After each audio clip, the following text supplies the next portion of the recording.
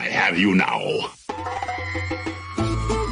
They want to mess with my droid. They're going to pay for it. This is the way.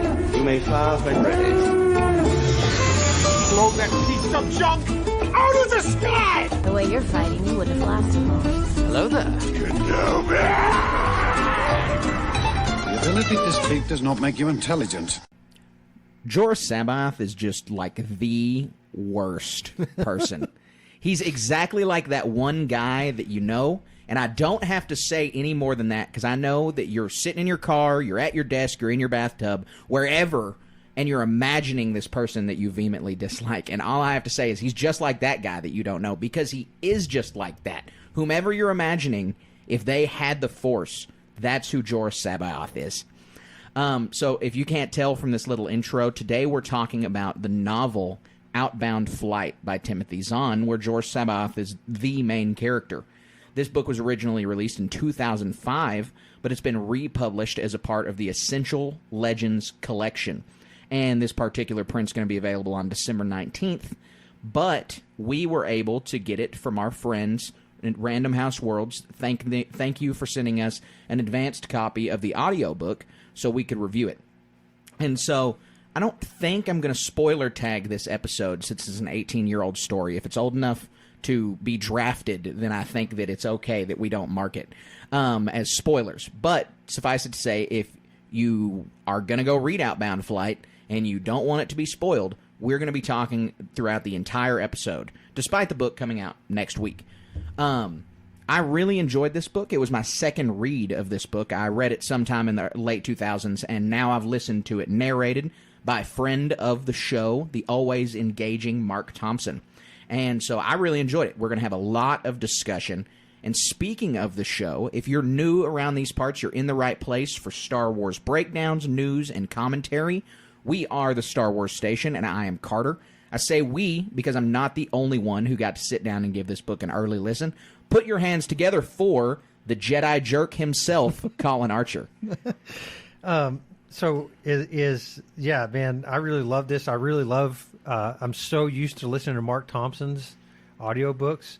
And was Sabaoth really the main character of this book? Yeah, I mean, there's a few. Maybe Thrawn is the main character. Is that what your supposition would be?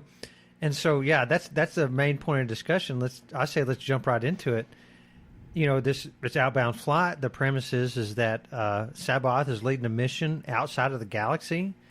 You start peeling back the layers on this book, and it's more about Thrawn's origin story and the Chiss Ascendancy. It is. It's a lot. Really cool. It's a lot of Chiss Ascendancy stuff. If you're not prepared for a lot of Chiss Ascendancy stuff, then you're not going to want to read this book. Like, yeah. The only thing that is more Chiss Ascendancy than this is the Chiss Ascendancy trilogy, which I haven't read yet.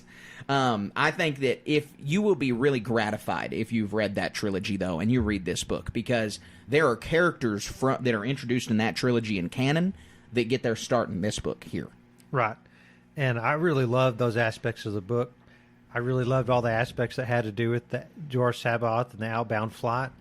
And to me, this thing was super engaging, maybe except for a couple small parts. But it had all of our favorite characters up to their really excellent stuff and all the way down to their deviousness. Yeah, no, absolutely. I think we need to start the episode by letting people know we're going to be talking, this is a Legends book, but we're basically going to be talking about Legends and canon interchangeably.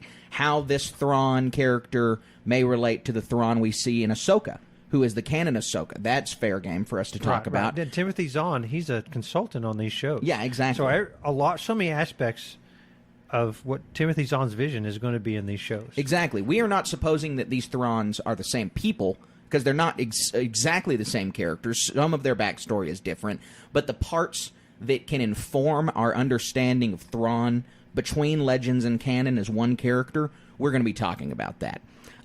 We were sent this and Survivor's Quest, which is like an unofficial duology with this book, and so we're going to be reading Survivor's Quest next week, and we'll talk to you guys about Survivor's Quest next week.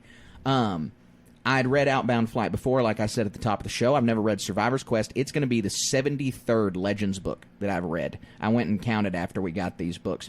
But, Colin, you just took your first, not your first foray, but one of your first forays into Legends reading a few months ago when we did the Heir to the Empire trilogy. That's right. And so this book is intimately tied into those novels for obvious reasons. It really is, and yeah. so how'd you feel reading this book, coming pretty close off the heels of having read that trilogy? Yeah. Like I said, this book was phenomenal.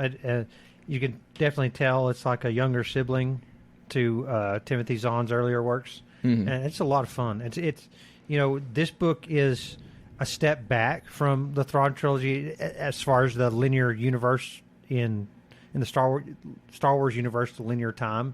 This one takes place after Phantom Menace, but before Attack of the Clones. Right. And so Thrawn, it's basically his introduction, and then another adventure that explains where basically Sabaoth is, why he's not participating in the Clone Wars. Yes, yeah, and it's especially important for people who read the Heir to the Empire book. And when this book was published, 2005, same year as Revenge of the Sith came out, the prequels are wrapping up. Before that, before the years leading up to this, the 6 years leading up to this, people didn't really know about the Clone Wars, and so the question wasn't as hanging. But with the Phantom Menace coming out, and especially Attack of the Clones, people who were fans of the Heir to the Empire trilogy really had to say, well, where is Jorah Sabaoth? Like, he's a big... As far as original trilogy Star Wars fans, part of the original Star Wars generation, you saw the movies, and then you went and read the Heir to the Empire trilogy, Jorah Sabaoth is like one of 5 Jedi you're aware of that exist at all. That he's one of the earliest Jedi to be put in the Star Wars universe. And so you're really going to be scratching your head on where he is. So it's important to look at this book in the context of when it was published, also, in the real-world time. Right. But like you said, the story takes place between the Phantom Menace and Attack of the Clones. There are not a dearth of stories that take place in that time period in the Legends continuity, and there's even less in the canon continuity. I mean, I don't think there's not a novel there's that like takes a couple place. comic books. Exactly, and they're all kind of disparate. It's like there's a Mace Windu comic and an Anakin and Obi-Wan comic and just a couple disconnected things. And they're typical comic books, and then these really service level details and an adventure over here, and so like the most prominent thing I remember is Anakin and Palpatine interacting, and Palpatine just like planting seeds, if you will, I guess, something like that. Yeah, no, it's important. This book really filling in that part of the timeline is good, and I hope that they'll do it more eventually. This book does a good job of it in the Legends continuity. So the book opens up. This is my first Essential Legends collection book. So it opens with a preface at the beginning explaining what Legends is and the importance of the stories, about how Star Wars was opened up to more contributors, and the first one being Timothy Zahn, the guy who wrote this book. I mean, we'd had Splinter of the Mind's Eye published, and the original Han Solo trilogy, but really, Zahn was the first guy to get a crack at Star Wars after the trilogy was wrapped up. Yeah, and this book, along with all those other ones, are tons of fun. There's so much to talk about in this. And it stems from all the little different characters, I think. I mean, and then the settings too. Because all of the Chiss Ascendancy stuff takes up in the unknown regions. Right, which is the starting point of the book. I mean, at Chapter 1, Zahn puts out this initial mystery about the unknown regions. It's obvious. It's the way to incorporate the Chiss into the story is to have people go to the unknown regions. And that area of the galaxy is so ripe for storytelling because it's not just a mystery to us as readers, it's a mystery to the characters in the universe. Right. And so anything set in the unknown regions immediately has a heightened level of intrigue and an added level of weirdness, really. The antagonist alien species in this, the Varangi. Yeah, Varangi, yeah. They look crazy. They look super weird, and they are really militant. They felt to me a lot like Klingons from Star Trek, and so from the original series. And so, I thought they were worse. this is where we really get to see just ideas thrown against the wall. Is when we get to go to the unknown regions, and it works out a lot of the time. I mean, anyone who's listening to this, go look at Wikipedia for the character Waru. He's also in the unknown regions. And weird, super weird. Yep. The Unknown Regions was a cool place. I mean, and it's just basically uncontacted tribes in the Star Wars universe. Right. And there's a disparate of technology there. In the Unknown Regions, like they're considered to be what do they call them? They basically use slurs against them. Right. And it's nothing bad, literally, but it's like savages. Mm-hmm. Yeah, well, they don't have droids. They have space travel, and they have hyperspace, but they don't have droids, which is kind of weird. It's like you went from A to C. You skipped B. Right. Like we in the real world have droids. Yeah. And so the story, we actually start out with 3 characters whom we're not familiar with, and I'm not just saying, oh, they're not in the movies. These people are brand new to me when I read this book. I'm sure to you. Oh, I mean, yeah. It's Kinto, Mira, and Cardass. Not Mira. Maris and Cardass. And so Ferocity. these 3 are being pursued by Praga the Hutt. As we said, we listened to this book, and I think Mark Thompson just does a great Hutt voice. I thought it was really awesome. But there's something unsettling about a Hutt speaking Basic. Even though Zero the Hutt does it in the Clone Wars, it still is weird. It's like that Wookiee who speaks Basic in Zahn's novels. Zahn loves taking the aliens that have their own language and say, speak Basic in a weird way. Right. But so they're being pursued by a Hutt, and the Chiss step in. They kill that Hutt, and they take these guys aboard their ship. And that's where we get to meet Thrawn for the first time. Yeah, he's got a really cool name, Force Commander Mithraon Nur Odo. And what I really loved about this, that is such a cool little world building thing, is a decent chunk of the book is dedicated to like, hey, we don't speak your language, and they have these different trade languages, Basic and Cybisti, right? And then you have the Chiss language, and so Chiyun, yeah, thank you. Cardass spends a lot of time teaching Thrawn Basic, and in turn, Thrawn teaches Cardass Chiyun, and the whole thing, that whole aspect of it. And so in Star Trek, it's all explained away. They have universal translators. Right. That's the same thing in the Marvel movies. I mean, that's how that's easiest way to get around it. In Hitchhiker's Guide to the Galaxy, they put. I don't know what the thing is. They put a living thing in your ear that takes in all the stuff. You've seen it in the movie and all that stuff. It's fun. But this is, those are like hand waves. This is a really cool aspect that you don't get to see, and the Chiss are very arrogant about it. Oh well, you're saying my name wrong, but you can just call me my short name. Right. And I thought that was fun. Well, and it's important. Language is an important part of the Star Wars galaxy. We've had Hutties since A New Hope, and we've had Shirawook since A New Hope, and we always talk about the lived-in feel of the galaxy, and one of the things that lends itself to the lived-in feel is the fact that other languages exist, and that you can't, as human beings watching this movie, we can't understand what the alien's saying. Sometimes there's subtitles, sometimes there's not. But regardless, it's a completely different language, where, as you said, in Star Trek or in Guardians of the Galaxy, they have just a hand wave, and it takes out a level of immersion. It takes out a level of believability, even if the hand wave is totally acceptable. I mean, I get the universal translator thing is fine, and when you're making a 1960s TV show, or you're making a blockbuster movie where multiple species are going to be interacting that would all have their own language, it doesn't make a whole lot of sense to not have it in English. Yeah, and that's fine. This is extra. Yes. That's one of those young people terms. But I understand it. But this is an extra that came out, was really cool for me. And it's not just some world building thing. This actually has some implications later in the story. That I thought was fun too. It's very, very important to the story. So these chapters are long compared to the High Republic, which we're coming off the heels of. I mean, we're listening to it so we can see the length of the chapters. They're like 56 minutes. A few of them are an hour long. And I'm not complaining about the chapter length. That's fine. It's not like, too long for me to read. But it's a huge, striking difference from the New Republic, which is like 17-minute chapters, 20-minute chapters. Yeah. Like, it's just a giant change. Yeah, it switches between all the different aspects of the story. And of course, they all wrap up together for the most part. And it's what I'm used to when it comes to either listening to books or reading books. Yeah, it is a different way to take on it, but I love Thrawn's writing style, or not Thrawn, Zahn's writing style.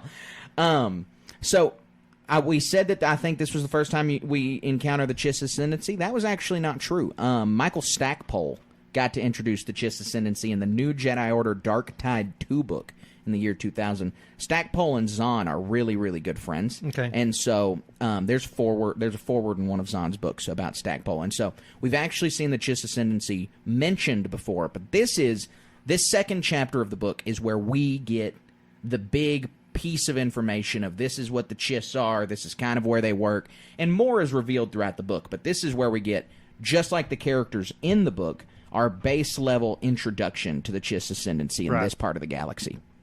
Yeah, and they have this really interesting hierarchical structure. This is where it sounds like they sound more like Klingons to me, because they have these ruling families, and that's always been a Star Trek. I'm sure it's this too. It's a fiction thing, but in my mind, most prominently was a Star Trek thing. And there's lots of etiquette that, if you say the wrong thing with the wrong accent, type stuff, it sounds like you're getting in a lot of trouble. Right. Well, what is it? I mean, in the real world, we have this where like Cantonese has multiple intonations, so it's the same word, but if you say it one way or you say it another, you could be asking for a glass of water, or you could have just deeply insulted somebody, and it's just because of your intonation. And it seems that the Chiss are the same way here. I'll also remark, I have a few notes on Mark's voices throughout this. One of the things that I noticed immediately, his voice for Thrawn is different in Legends and canon, which I thought was crazy. Yeah, just slightly. Slightly, but it's there. Like, I could tell from the first time I heard it, I was like, this is not the same Thrawn voice from canon novels that Thrawn has shown up in that Mark has done. And so I thought that was a good twist. I thought that was a good little change. And it's a slight point. I mean, you could almost look like this is like a mirror universe type thing. Or an alternate timeline. Let's see how many Star Trek references we can make in this. Yeah, Thrawn had a goatee on the whole time.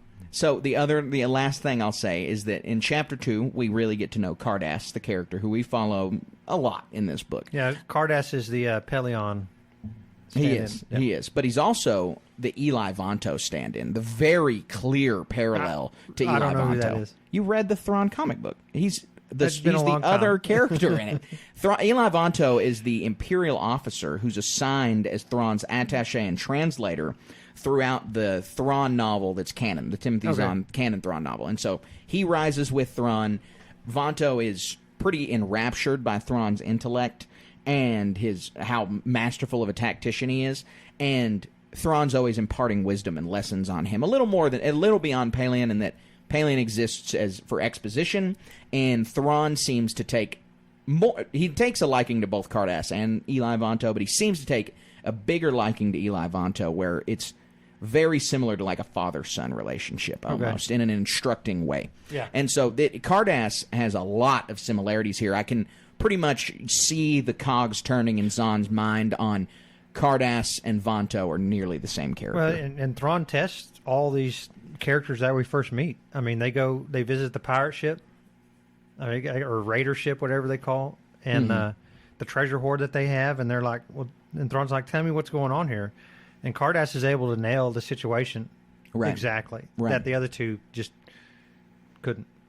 No, you're absolutely right. You're right. And this, and we'll get into a lot of other spots. This is the first thing that this is like where you see that genius level intellect of Thrawn. Spawn. I don't know. Man, it's been a long day. The weather's not good here. This is the genius level intellect of Thrawn that we get to see, that might have been a minor complaint that a lot of people didn't say they got to see in the Ahsoka show. Yeah, I have that deeper in my notes as well. That I do. There are some ways that Zahn showed us Thrawn's intellect that I think could have easily translated to the screen. Sometimes it just can't translate to the screen. And so that's my supposition. This is reading a book, and that's a TV show, and any book made of and that's translated to the screen like that, there's going to be some essence that's lost. It's very difficult to, I think, get a tactician across on screen because so much of it is spent in their head, or so much of it is spent with exposition dialogue that is just too heavy for a TV show. It's just too much. Right. It's not interesting, despite how impressive it may be that Thrawn was able to do this maneuver or whatever. It's not interesting as a viewer for us to spend 3 minutes with someone just quizzing him and him explaining how he did it. Right. That's just not good TV. And so you ran into that problem a little bit in Ahsoka. You know, they tried to do it somewhat with that little robot that showed them a tactical battle map thing. And that was a really good way to get it across, but I think it could have been done a little better. Right. So as we move through the story, we then get to the other side of this coin. Half the story is spent with the Chiss Ascendancy and in the unknown regions, and the other half of the story is based on the Republic and its dealings and what's going on at the time of the Republic. And so, as Colin said, this is between the Phantom Menace and Attack of the Clones. There's a lot of political strife and turmoil in the Republic at this time, and that's kind of the centerpiece of all of this. There's a lot of conflating factors that get the mission of Outbound Flight done, and a lot of it has to do with the turmoil in the Republic. But we're introduced to Saboath in this, and he is just as precocious as the clone. He is just as arrogant as his clone from Heir to the Empire, and I really thought they would differ more, but he is just the most abrasive Jedi ever. Like, it is, I said it at the top of the show, the guy's a jerk. He's just, he sucks. Yeah, and you have to read this book to find out why. It explains everything. I guess we can talk about it. It's the dark side. Right. He's being influenced by the dark side the whole time, and it gets worse and worse. And the whole exposition of what we saw in the Thrawn trilogy, where we start at here, is basically just the baseline at the start and progresses even worse. And it's seeking power is what it is. You know, I mean, and you can even, I'm sure if you want to really get down in the weeds on this, you could sit there and say Sabaoth was right. You know, because part of his motivation is that, you know, there's something else going on here. We need to go on this outbound flight to restart. There's something big coming. And so when we come back, we'll be able to start this the right way. And, right. Well, Sidious wanted him taken care of because he can foresee the Clone War. He can't see all the pieces and who's orchestrating it, but he's got same kind of boat as Sifo Dyas. He knows something's on the way. Yeah. Yeah. And Sabaoth would be this giant wrench in the machine. Right. You right. know? But, you know, he doesn't have the same view of the Jedi that Kenobi does, or that we really, as viewers, understand the Jedi to have, or even what their professed belief is in themselves. So both believes that they're leaders, not protectors, not guardians, that their job is to shepherd other people that he kind of considers lesser than him if they don't have the Force, and lesser than the Jedi, and that's their role in the galaxy is to bring these shepherd, people to the light. Right. And so it's not that this doesn't jive with the Jedi Code, and Obi-Wan lets him know on more than one occasion. They even get into some philosophical, Master so-and-so's writings on the Jedi Code. Yeah. Obviously, Jedi would have these kind of conversations, but I thought it was pretty interesting. I thought that was pretty good. He's really proud, and you don't, at the beginning of the book, you don't really know why. You're kind of like, why does Zahn write this guy like this? Like, is there something wrong? Or you're like, is there something wrong with him in this moment? Because when you read the original Thrawn trilogy and you see the clone acting in such a chaotic and abrasive way, you're like, it's explained that it's because he's a clone of a Force user, and that's how clones of Force users are. But we learned through Outbound Flight that Sabaoth was like that. Like, he was also abrasive and a little off his rocker. Yeah, probably a lot off his rocker. But I really enjoyed seeing this character development, you know, and we got to see it wasn't just him alone. He has a Padawan, Lorana Gensler.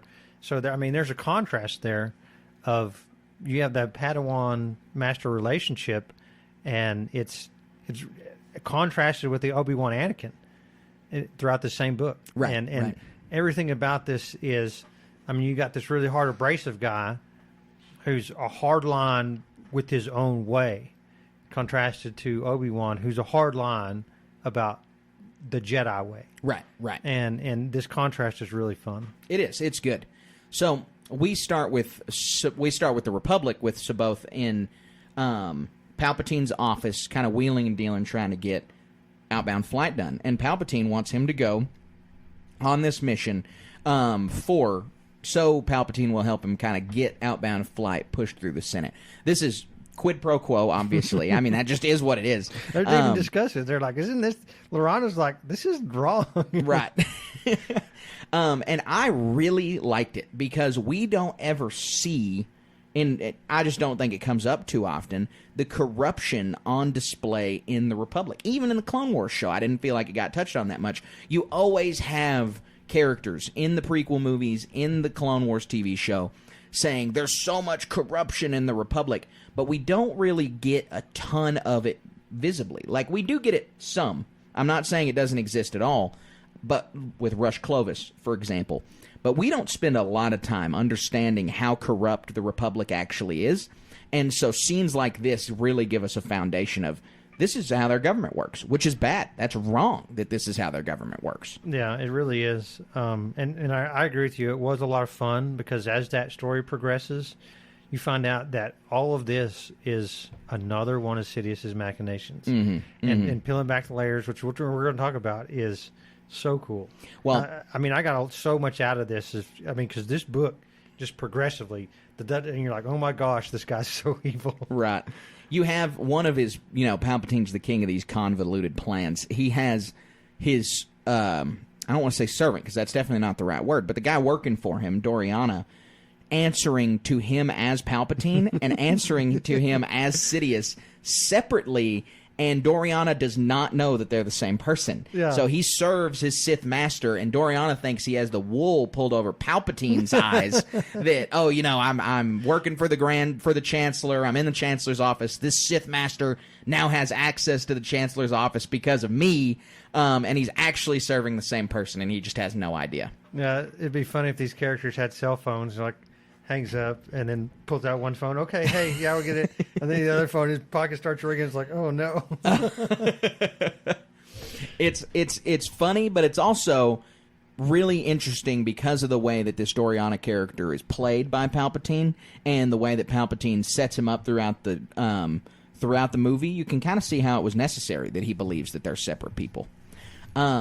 So as we learn more about the reason for the Outbound Flight project, there's all kinds of reasons. I mean, it's a colony ship. There's this threat that Saboth feels. The Jedi are very interested in finding this Jedi named Verger who has gone missing. Yeah, that's another story somewhere, isn't it? It is. No, I mean, so it's a big story. It's the new Jedi Order series where the Vong invade the galaxy during Luke Skywalker's time. Verger is captured by the Vong and returns in those stories. And so, wow, that's cool. Yeah, and so they intimately tied the Vong into this story and into the universe they're in different here. time they're periods. Mentioned in this book. They are at the end. They are. And it's, not by name, but by like, oh, there's an alien species, and right. Yep. They are a big catalyst of the book and of the Outbound Flight journey in general. They really build mystery around Saboth throughout this entire book to the point where the Jedi are so worried about his motivations. They even, Mace and Obi-Wan in a private conversation with each other, are worried that he may have been the one who orchestrated the missile attack that happens at the end of the first act of the book in the first place. And so Palpatine has clouded the Jedi's vision with the dark side so much that they are having a little bit of an inquisition in their own ranks. They don't do anything. They dismiss it. But it's something that crosses their mind that 50 years before this, 100 years before this, would be unthinkable. I mean, they even say in Attack of the Clones... Except on Starlight Beacon. Yeah, except on Starlight Beacon. They even say in Attack of the Clones, Dooku couldn't murder anybody. He was a Jedi. That's not in his character, which is wrong, obviously. But it's the same concept, is that they are now questioning these things when at a time they wouldn't have done that prior. Yeah. I really like the interaction between Mace Windu and Obi-Wan, sending them on to the Outbound Flight mission. And they're like, I don't want to do that. And they're like, well, you put a ship on there. You can leave before it exits the galaxy. Right. And this is, you can tell that this is a outside of Palpatine's plans. Yes. And because there's another communication when Doriana is like, Obi-Wan and his Padawan are on here, and Palpatine's like, what? Yeah, he loses it immediately. Yeah, it's a really fun interaction, and Palpatine saves the day from a perspective. Saves his day. I mean, he saves his own day. Yeah. If Anakin had been permitted to leave the galaxy, who knows how Sidious's plans would have gone? I mean, it could have saved the galaxy if he had gone. Who knows? It's like those memes where it says, this thing, and it changes one aspect and then just ends with directed by George Lucas. I saw one the other day, those are funny. A New Hope, and then Tantive 4 immediately gets blown up, and it says written and directed by George Lucas. They shoot the droids, yeah. This is the one that could have stopped the story dead in its tracks. The Phantom Menace is the only movie we get. Yeah. But one of the best contrasts, again, is Obi-Wan and Sabaoth, and they're basically philosophical differences. You can see right now at the beginning of this book the trust that's been placed on Obi-Wan at such a young age. He's in his early 20s. Mace Windu of the Jedi Council is leaning on him and understanding and trying to suss out their relationship better, and really putting a lot of faith in Obi-Wan as a Jedi. Again, he's only a knight. Sabaoth has been a master for a while at this point, you can understand. He's considerably older than Obi-Wan, and that's a big point of contention between the two characters. Yeah, and I really loved all of these scenes throughout the whole book, and it really seems to me like you can see a lot of how Baylan Skoll was influenced by this Sabaoth character. And what was the line in Ahsoka? He liked the idea of the Jedi Order, but not the weakness. Right. And so, Sabaoth, he wants something better for the Jedi's role in the galaxy. And, of course, Obi-Wan is this hardliner about, he's got these really stringent ethics and values. And whether it's Sabaoth can sense that there's something wrong, like the dark side influencing how the Jedi in the Republic are, or the Yuuzhan Vong or something like that. We don't know exactly, but he's so headstrong and so strong-willed that he's doing whatever it takes to get this outbound flight. That's what he thinks to do. But he has gone so far as to sacrifice. Like, he wants to be more of a dictator than, like, maybe not even a benevolent one, if you ask me. Right, he wants to be a dictator. Because it reminds me a lot of Anakin in Attack of the Clones. Somebody should be made to, I mean, there's even a couple of scenes where Anakin is feeling the draw of Sabaoth's will. Oh yeah, he admires Sabaoth a lot, and there's Anakin has been trained to respect Jedi Masters and to learn from them, and so when you have a Jedi Master with such ferocity and so many views that seem antithetical to the way of the Jedi, but he still holds the title of Master. The Jedi Order hasn't excommunicated him or anything. There's no reason for Anakin to not, be enraptured in what he has to say and think that this guy knows what he's talking about. Now, this is a Jedi. And that's obviously just not the case. I think that part of that reason, we see later in the book that Sabaoth wants to build a Jedi Order basically in his own image, in a way that he thinks the Jedi Order should be done, and change some fundamental aspects, raising people, raising children who are, old enough to have known their parents, old enough to have fostered attachments, raising Jedi as leaders rather than guardians, things like that. And seeing Sabaoth push these boundaries, he may have even done that age thing because he knows that Anakin admires him so much, because Anakin has a little bit of a worldly understanding at that age, that all of these children who have participated in the galaxy and gotten a little more worldly would look at him and say, oh, he can solve these problems, as opposed to the Jedi's more pacifistic, passive guardianship. Yeah, just basically a lawgiver or something like that. Exactly. And so maybe that's more attractive to those folks. I really liked one of Thrawn's descriptions of Sabaoth in he is as hard to miss as an approaching thunderstorm. Yeah. And that's just not the case for most Jedi. I mean, you have Yoda, he's squat and he walks around and he's really quiet. Would be hard to find him. You have so many quiet and contemplative Jedi that Sabaoth is just such a change from that. He's a force of nature, for sure. Yes, absolutely. It's mentioned early on in the book that he was angry. Obviously, these are not emotions that Jedi experience or that they're not supposed to experience. He and Obi-Wan get into an important and chippy argument at the beginning of the book where Obi-Wan emphasizes the word me. It's good the council let me train him, talking about Anakin. I'm really curious about that emphasis. We don't get into it in the rest of the book. And it's not like Sabaoth was a candidate to train Anakin or anything, as far as we know, and that's not alluded to in the book in any way. But Obi-Wan stresses in that moment that it's important that he's the one training Anakin, and I wanted that expanded on a little bit. Yeah, that'd be fun. I mean, gosh, just total speculation, but I mean, Qui-Gon's spiritual successor. Sure. You know? I mean, there's a reason Qui-Gon wanted Obi-Wan to train him, because Qui-Gon trusted Obi-Wan, but... Yeah. It's a little bit of a mystery why that line was delivered to Sabaoth, but nonetheless, I thought it was a good line. Mark nails Anakin's young voice in like a really annoying way. Like it's so it really was. It's super annoying. I don't like the voice, but yeah, I mean, I can't fault the fact that Mark does a great job. That's the point.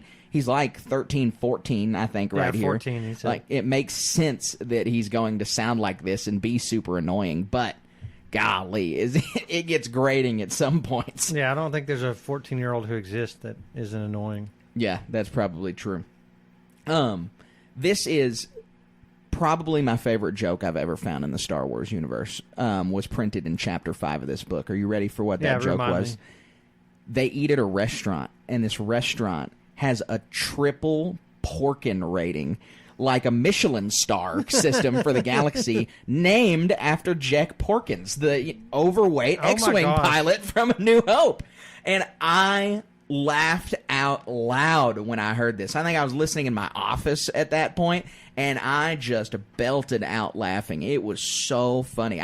Super clever. 10 out of 10 stars. I have to go back and listen to this again. Yeah. I must have missed it. No, they say, well, this restaurant has a triple Porkin rating. That's awesome. So that funny. means Porkins was this prominent dude. Oh, I don't think that that's the case. I think it's completely unrelated. But that's definitely named that way because of Porkins. But, God, it was funny. I don't know how it was spelled, obviously, because we're listening. But I would assume it's around this. It's around. That's awesome. Spelled the same. They use Sabaoth's Padawan, Lorana Gensler. We should talk about her for a little while. She's in her early 20s. She's considerably older than Anakin. She's still a Padawan. And Sabaoth and Obi-Wan and everybody is just acknowledging how skilled Anakin is. And it's a really good story device to show us two things. One, it shows us the nervousness, the trepidation that surrounds the character of Lorana Gensler. And she feels that way because she hasn't had a good master. She hasn't had a master that has allowed her to know praise. She hasn't had a master that has fostered her confidence through, goals that she could attain, things like that. And so she's not a confident Jedi. She is very uncertain of herself. And so juxtaposing her with Anakin there is important because Anakin's too sure of himself. Anakin's too cocky. Anakin's too, gung-ho about things. The other important thing is to show, despite his age, how advanced of a Padawan Anakin is, that he's rivaling Padawans in their young 20s.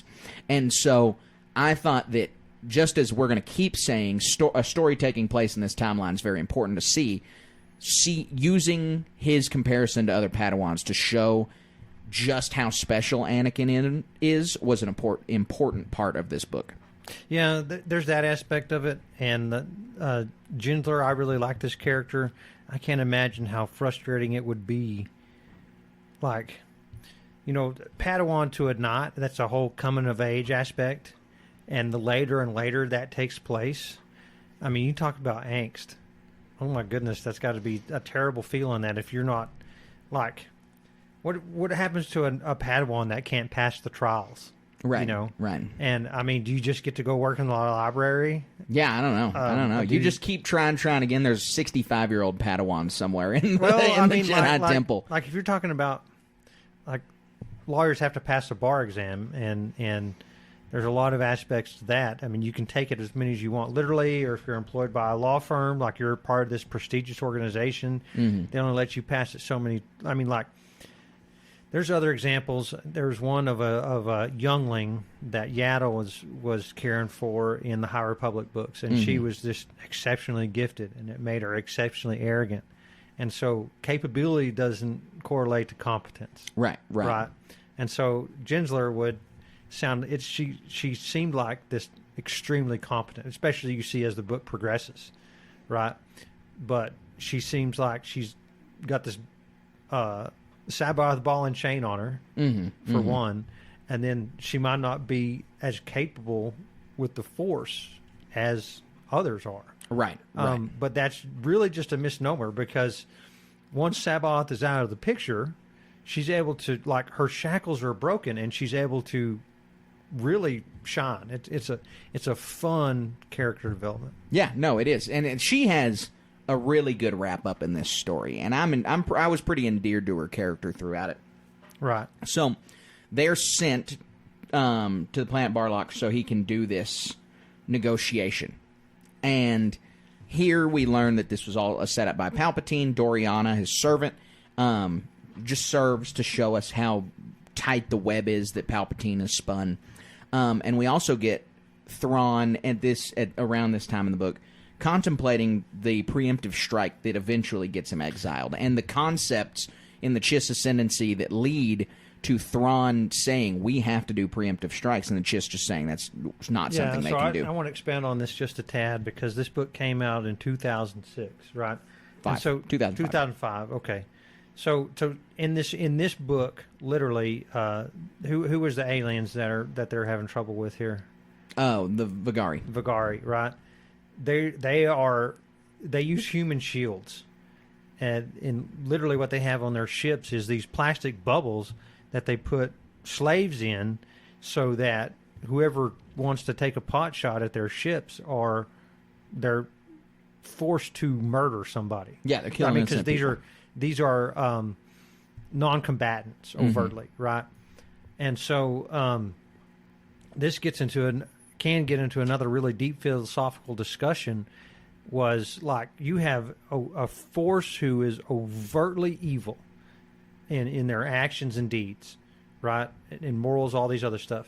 And so what authority does an organization have, a government or whatever, to preempt and stop this evil force from happening?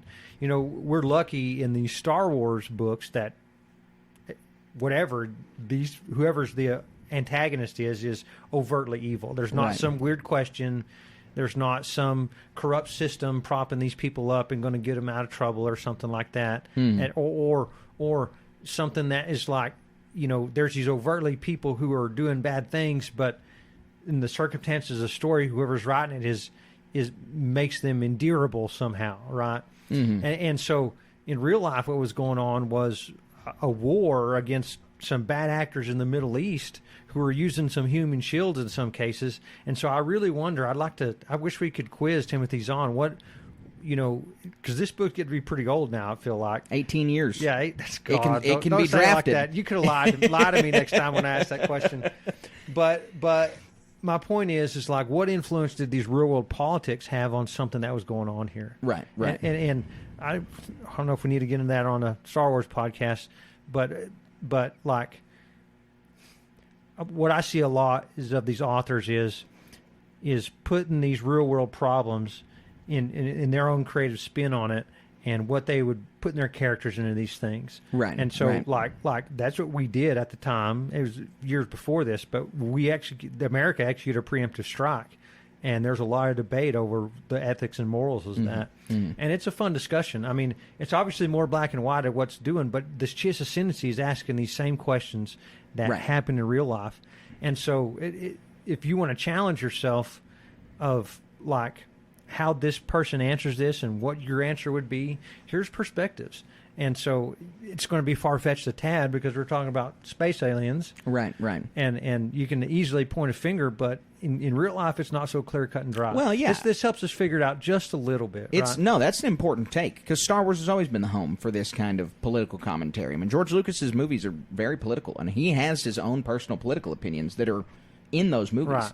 And so all of these stories point to the fact that these are inspired by real-world events. These are questions that real human beings have to grapple with, and the easiest way is through fiction. The easiest way for us to understand these high-minded concepts are through fiction, because you can even run into these kinds of, thought experiments or problems in your own life. You as an individual are never going to have to think, oh, well, if I have to preemptively strike you're somebody... not going to your neighbor because he's doing something bad. But you still, I mean, you're going to encounter people that are doing overtly bad things. You're going to have a decision to say, do I report this now? Do I report this when it actually happens? You know, things like that. Like, there's all kinds of decisions that you as an individual have to make that these stories are able to lend credence to your decision-making. Right. So, as we continue through this story, we get Obi-Wan and Anakin sent to Barlock to kind of keep an eye on Sabaoth. Yeah, Mace Windu sends him there. He knows something's up. And so, the dynamic we get between Obi-Wan and Anakin, specifically on this planet, was kind of the dynamic I was wanting to see in the Obi-Wan series. We just didn't get enough in the flashbacks to get to see much of any kind of dynamic, other than the lesson that Obi-Wan was obviously trying to impart there. But this dynamic seems more true to the films, probably less so to the Clone Wars. You know, in the films, we get a pretty chippy relationship between Anakin and Obi-Wan the whole time. It's almost adversarial. Anakin's very clearly jealous of Obi-Wan. Anakin is soon, in Attack of the Clones, soon to surpass Obi-Wan in power by the Revenge of the Sith. He obviously has. And they're just close enough in age that the master-apprentice relationship, which is intended to be almost father-son, is more brother-brother. And that becomes the problem. We see the camaraderie, which is another very important element of their relationship throughout the Clone Wars, but we see the antagonism in the movies. And this story focuses a lot more on the antagonism, because the antagonism seems to happen between the Phantom Menace and Attack of the Clones, and then the camaraderie comes after Attack of the Clones, when Anakin is, in his own perspective, out from under the thumb of Obi-Wan, when he doesn't have to listen to Obi-Wan anymore, when he and Obi-Wan are equals. Even if Obi-Wan's a master and he's a knight, they're still equals in their relationship and capability, when that's just not the case at this point. And that rubs Anakin the wrong way multiple times in this story. Yeah, he's definitely the angsty teenager. Yeah, absolutely. And I think that Zahn does a good job of showing us where all these characters are at this time period. Even Mace Windu, I thought that he did a great job. Like, he's a small amount of time here. It made me want a Mace Windu book. I want Timothy Zahn to write a Mace Windu story. Right, that'd be fun. I like Mark Thompson's voice for Mace Windu too. Yeah, he did a good job. Speaking of Mark Thompson's voice in this part of the book, he voices a character named Risky, and he sounds identical to Steve Blum, who voices Zeb Orrelios in Rebels. I mean, it sounds like he is talking to Zeb. They honestly should have just said, oh yeah, this guy's Zeb, because it is identical. Yeah. It is crazy.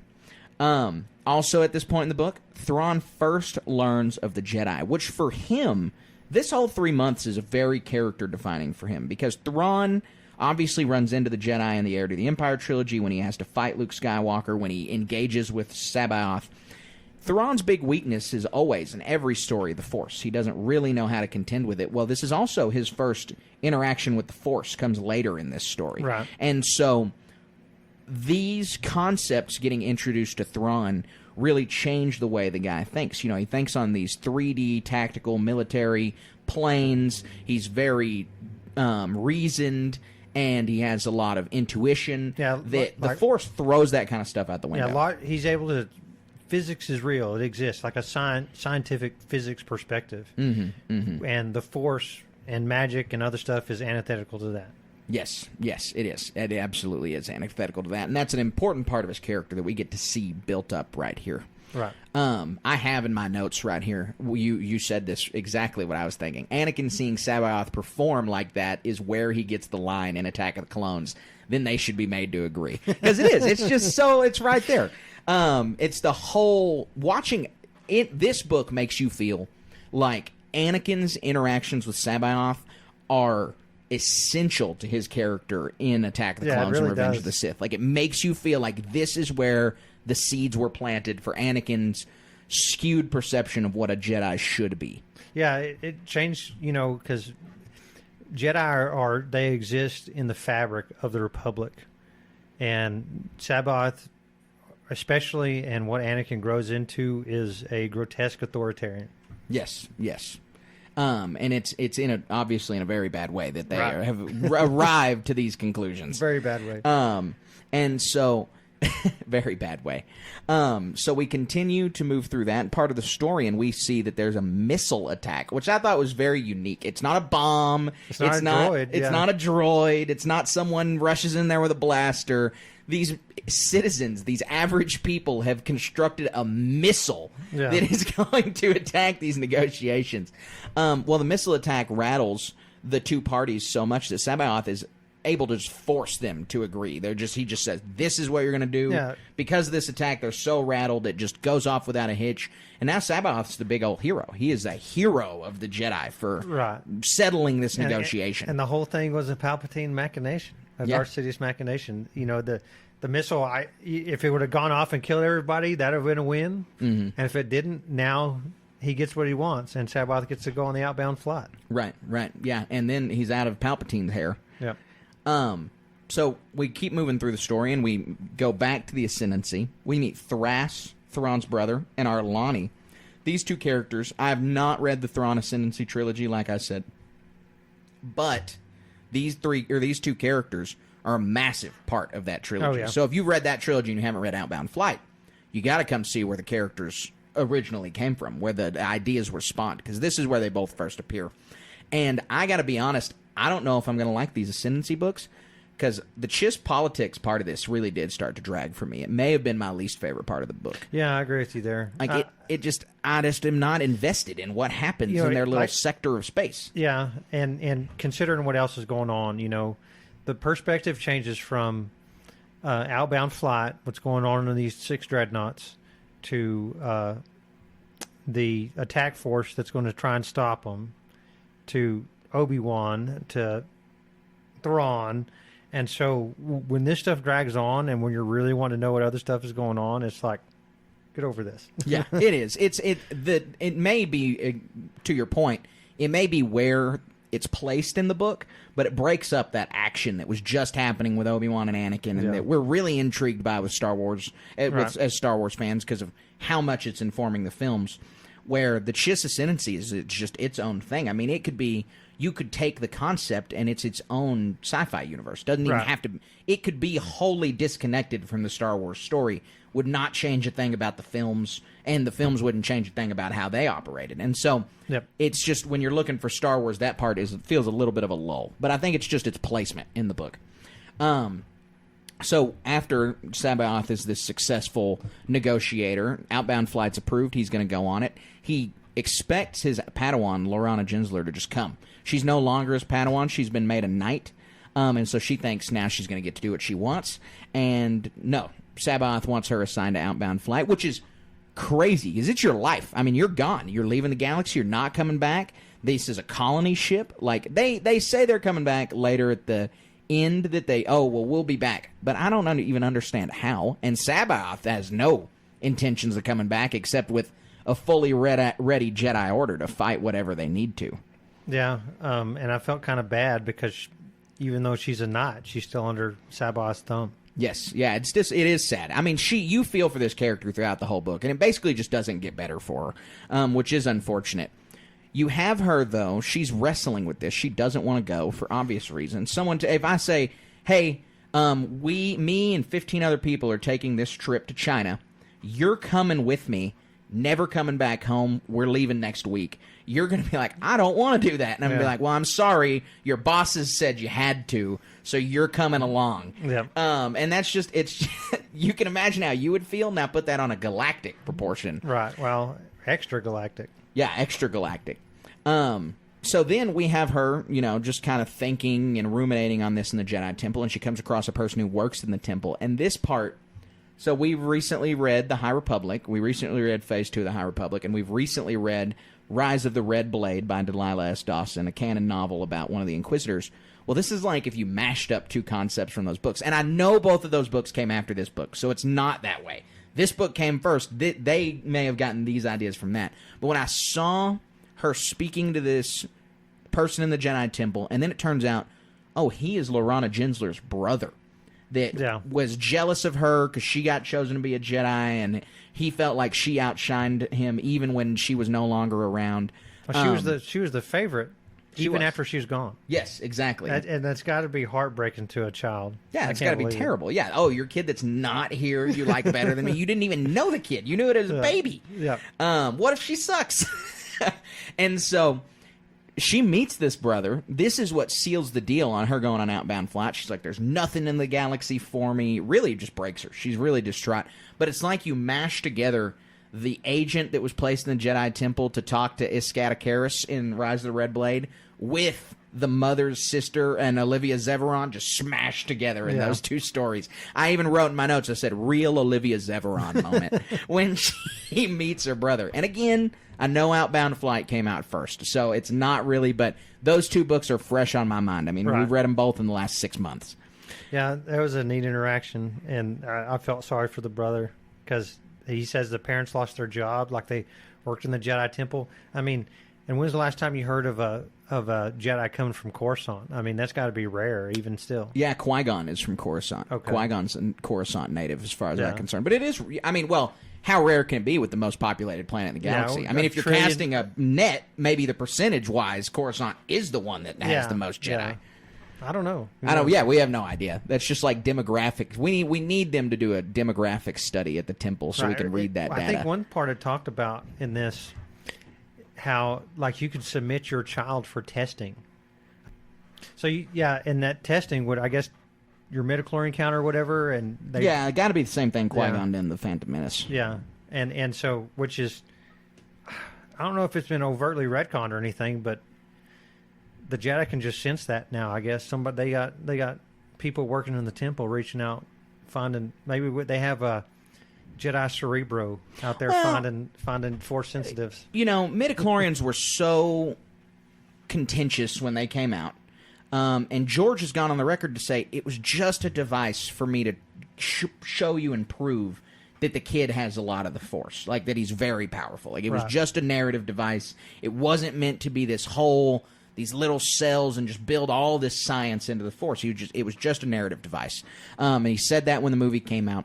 And so, you know, in the movie, in The Phantom Menace, Qui-Gon can sense Anakin's Force sensitivity. This is just to check it. So I think that the concept still exists. Oh, they can just sense it. And when you don't have the technology to measure someone's M count, then that's, you're just going to sense it. And you're going to be like, oh, this person is very clearly strong with the Force. If you move this beer bottle sitting in front of you with your mind, then obviously you have the Force. I don't need to check your blood to be like, does this guy have the Force? And now recently we know Sabine had a very low M count, which probably wasn't tested, but she couldn't be sensed to have the Force, but it was something she was able to develop. And so how does that work? Do just more midichlorians just are attracted to you and fuse into your blood? Where does that go? That it opens up a whole can of worms. I mean, even like go one level farther. Why not just test everybody? Right. Well, it's expensive. Your M count's higher. I guess you're getting babies getting snatched. Yeah. So we keep moving through the story. We learned this was something that I put a bunch of question marks beside. Doriana, who was serving Sidious, knew about Maul. So one, how long has this guy been serving? Two, why does he know so much? I was kind of surprised by that. I was like, why does Sidious have this just random servant that knows a lot? Yeah, so this goes to me back into the Darth Bane books, is why this Darksiders, Darth Sidious, and all the Sith are so successful is their efforts are, a lot of them are so with these distributed networks of sycophants, followers, mercenaries, watchers, all this other stuff, and it's all compartmentalized, and it spans the whole breadth of the galaxy. That all these just people reporting in and this and that, and then they're always looking for another apprentice, right? The thirst, and so I don't think Doriana's a candidate for that. Maybe he could be, but if you'd have your chief lieutenant of these, chief handler of all these sources, and that seems like what Doriana is to me. Yeah, I think you're right. So we spend this whole chapter, we're around chapter 13, with Sidious and with Doriana and kind of getting more of their plans, getting a little bit more of an understanding of the Sith.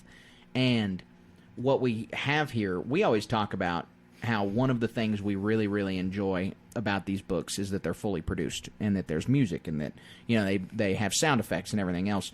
Well, in this section, they use Padme's Ruminations is the song that they use here, which is like the most mysterious, dark-sidey song that is in all of Star Wars, as far as I'm concerned.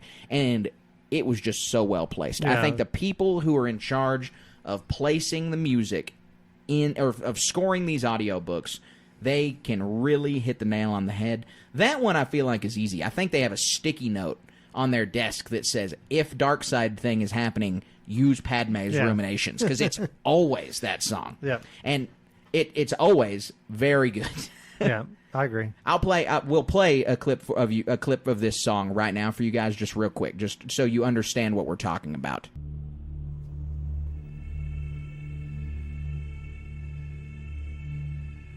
Real quick little audio clip there, so we don't get copyright struck. But that is what the Padme's Ruminations song is. So that's important. It's just the really, really creepy dark side music that people know and love. And so they do a great job of scoring these audiobooks, and anytime that song comes up, I'm always immediately gratified to hear it. Yeah, me too. It really sets the tone and gives credence to the quality. Like, you're getting your money's worth when you listen to one of these audiobooks, for sure. Yeah, certainly. So we keep going on, and Outbound Flight takes off. It moves on, and so in transit, Obi-Wan and most of the other Jedi assigned on the mission learn Sabaoth has this plan to basically make his own Jedi Order in his image, in his understanding, right here on Outbound Flight. And this is a huge problem for most of them because he is doing it in a terrible way. He's doing it antithetical to the Jedi Code. And Obi-Wan even sits there and says, if these kids are going to be doing this and they're doing it at this certain age, they've had exposure to their parents, there's just so much risk for them to fall to the dark side. Imagine in a separate timeline where Outbound Flight is permitted to leave the galaxy. In 30 years, an army of darkside users comes knocking on the Republic's door because of what Sabaoth has done here. Yeah, that'd be scary. And it was so funny because Sabaoth, the first response when other Jedi are showing their concern about this, he's like, Anakin's right here. Hello, right. Hello. And that is it's an important part of contention because they're like, well, he's an exception, yada yada. There have been exceptions in the past. Sabaoth does have a point, though, that if there's one exception, then why are you not accepting everybody? Blah, blah, blah. Well, but the point being is that Anakin eventually does turn to the dark side because he was raised too old. I mean, even shows this overtly, I think, in the book. It's like, because they go to snatch these kids at night, the candidates. Mm-hmm. And one family's like, I don't think so. And it gets to be this highly contentious thing. And for me, it really showcased that, basically as soon as this Outbound Flight left, Sabaoth did so many things. Like, he usurped the authority of the captain of the ship. He started being the arbiter for conflicts and being a harsh taskmaster for doing all these other things. And so he basically, like I said, as soon as he stepped foot on the ship, he's the dictator. It's my way or the highway. Right. Won't even let him decorate, like the mess hall, which is just crazy. Yeah, taking people's pay. Right. All this other stuff. It's wild. Right. Not letting him use the speeders for a week. It was just like his justice is swift and weird. And arbitrary. Yep. So we know that this flight's headed that way. Palpatine has some way to deal with it, and his way of dealing with it is getting the Trade Federation to take a fleet out there with Doriana and destroying Outbound Flight, blowing it up. No one will ever know because it's the middle of nowhere. It's like you take someone out to the desert, then no one's going to find out. That's why the mob has places in Las Vegas. Yeah. And so it's the same thing. And so Palpatine sends that fleet there, and we learn that the Nemoidians are lurking. And we also learn that in every version of canon, Nemoidians are just fools and spineless, and they suck. Like, they're terrible. We read that Brotherhood novel, which was wonderful, by Mike Chin. Yeah. You spin the whole novel on Cato Nemoidia, there's just, like, no redeeming qualities to that species. Nope, not at all. Yeah, every single one of them is Newt Gunray. Well, I mean, and they're just buffoonish. They're these hyper-buffoonish characters, and they only try to solve their problems with force. They're all cowards. I mean, like, they only use droids. Right. Not their force. Yeah, exactly.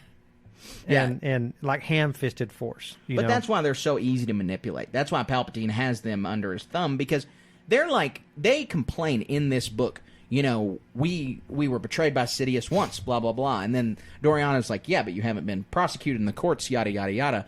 Well, anyway, these guys are just the definition of fool me once, shame on you. Fool me twice, shame on me. Because they're still working for this guy. Yeah. And Palpatine in the Clone Wars, he screws them over so many times. And the Newt Gunray and the Neimoidians are just still there. They're just in it for the money. They are fools. Yep, totally. In this same area of the book, we see that Sabaoth, this is where we learn that he's having visions of the Clone Wars. And so we really get now why Sidious has got to have him out of the picture. Yep. And we learn that the way they're going to do that is that Neimoidian fleet.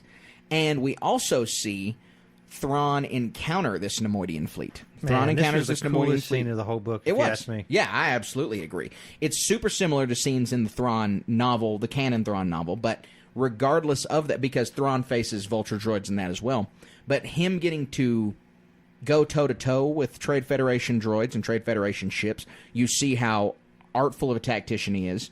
And this is the kind of thing that I want in Ahsoka Season 2, that I wanted in Ahsoka Season 1, was some way for Thrawn to give us an expose on why he's such a great tactician. Yeah, why he's such a master strategist. And so what occurs in this, Thrawn and his cohort are outnumbered vastly and is able to defeat the Neimoidian droid ships and leave only the one control ship while all the droids blow up, basically, and captures a bunch of them. And it's just a masterstroke in how, from Timothy Zahn able to write this to Thrawn doing what he did in these scenes.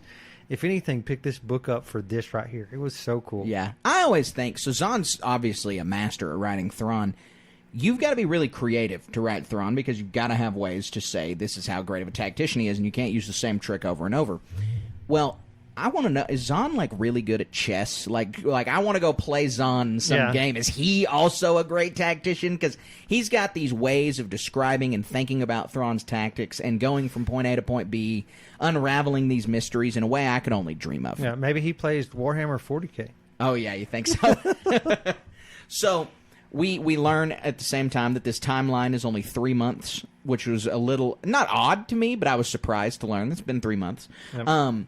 We have Cardass, Kinto, and Maris on Thrawn's ship. They're having a conversation, and it begins with them having a conversation about the Jedi, because Doriana just misrepresented the Jedi to Thrawn on purpose. And Cardass is like, why would a person from the Republic do that? Like, he's just not being truthful. He's just not. And so Kinto says, that moods are changing on the Jedi. People are starting to question the Jedi, question why they have so much power, why they're so intimately tied to the government. And this is an important point for us to see this being questioned, because we've been reading through this High Republic, and that's just not the case at this time period. So getting to see in just this 200 years time span where now people have not turned on the Jedi completely, but are starting to question this, well, other than a few disparate folks in the Battle of Jeddah, that the people are happy and always excited and always grateful to see the Jedi during the High Republic. And it's interesting to see that juxtaposition here. Yeah, and Doriana showing that Discord is furthering the aims of Darth Sidious, right? And it's really the Separatists who are, it's all the machinations from the Sith is what they're trying to do. That's this divide in the galaxy they're trying to perpetrate. Doriana is explaining what the Jedi are to Thrawn after he's already gotten a little bit out of Cardass about it. And then Doriana just has to say that, he takes Thrawn aside by himself and says that he serves. Doriana tells Thrawn, I serve a Sith Lord. And Thrawn obviously doesn't know what that means. And so Doriana's description of the Sith, I thought was really, really interesting. For Zahn to write this, obviously this is how Doriana would feel as character, but a Sith is a being who stands against the Jedi and their control over the Republic. And that's not a lie. I mean, that's a very reductive view of the Sith, but that is specifically what they are. And so Thrawn says, oh, it's a power struggle. And it really is. I mean, the Sith are evil, but they have a different point of view than the Jedi about how the galaxy should be run and how their entire philosophy is might makes right. The Jedi don't believe in that, but that this two-sided coin, a lot of average people in the galaxy, Thrawn included, don't really have a dog in the fight. We see in some of the Old Republic stuff when the Sith ruled the galaxy that an average person, their life didn't really change that much. It's different under the Galactic Empire. But when it's just the Sith, the galaxy is worse off, obviously. Right. Average people, they're still kind of just living their lives. Most average people went their whole life without meeting a Jedi. Most average people are going to go their whole life without meeting a Sith. Right. And so I thought that was an interesting way of describing that. And then Thrawn gets his first meeting with Palpatine and Sidious. And surely Thrawn can connect that they're the same person when he meets Palpatine for the first time, which I'm not sure exactly when that happens in Legends, but I just want to know when Thrawn gets the wheels spinning and turning that these two people are the same person. Yeah. Yep. I'll say included in this chapter is like one of my least favorite concepts from all of Legends shows up in this book. It is established in this book.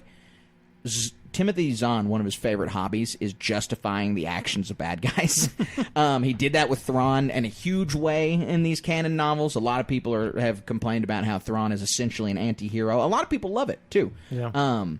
But in this book, it is established that Sidious is preparing for the Vong, that he creates the Galactic Empire to prepare for the Vong's invasion, that this is spurring Sidious on, and that a lot of people have read this Legends book as that, that was Sidious's justification. If the Republic had been around and the Jedi Order had been around and Sidious had never rose to power, the Vong were going to come and wipe them out. They were going to destroy the whole galaxy, and that only through the creation of the Empire was it successful for them to beat back the Vong. Well, one, we know that's not true because the Jedi beat the Vong under Luke Skywalker, but I just hate this concept from the outset. One, because I like Palpatine as a supremely evil villain. Right. I don't want any of his motivations to come from any place of good. Obviously, the Vong thing is just a portion of his machinations because he also wants to have ultimate power because he's a Sith Lord. Eliminate the Jedi, yeah. Exactly. But I don't ever like the concept of, he was preparing for the Vong, that's why I did this, that's why I built the Death Star, this.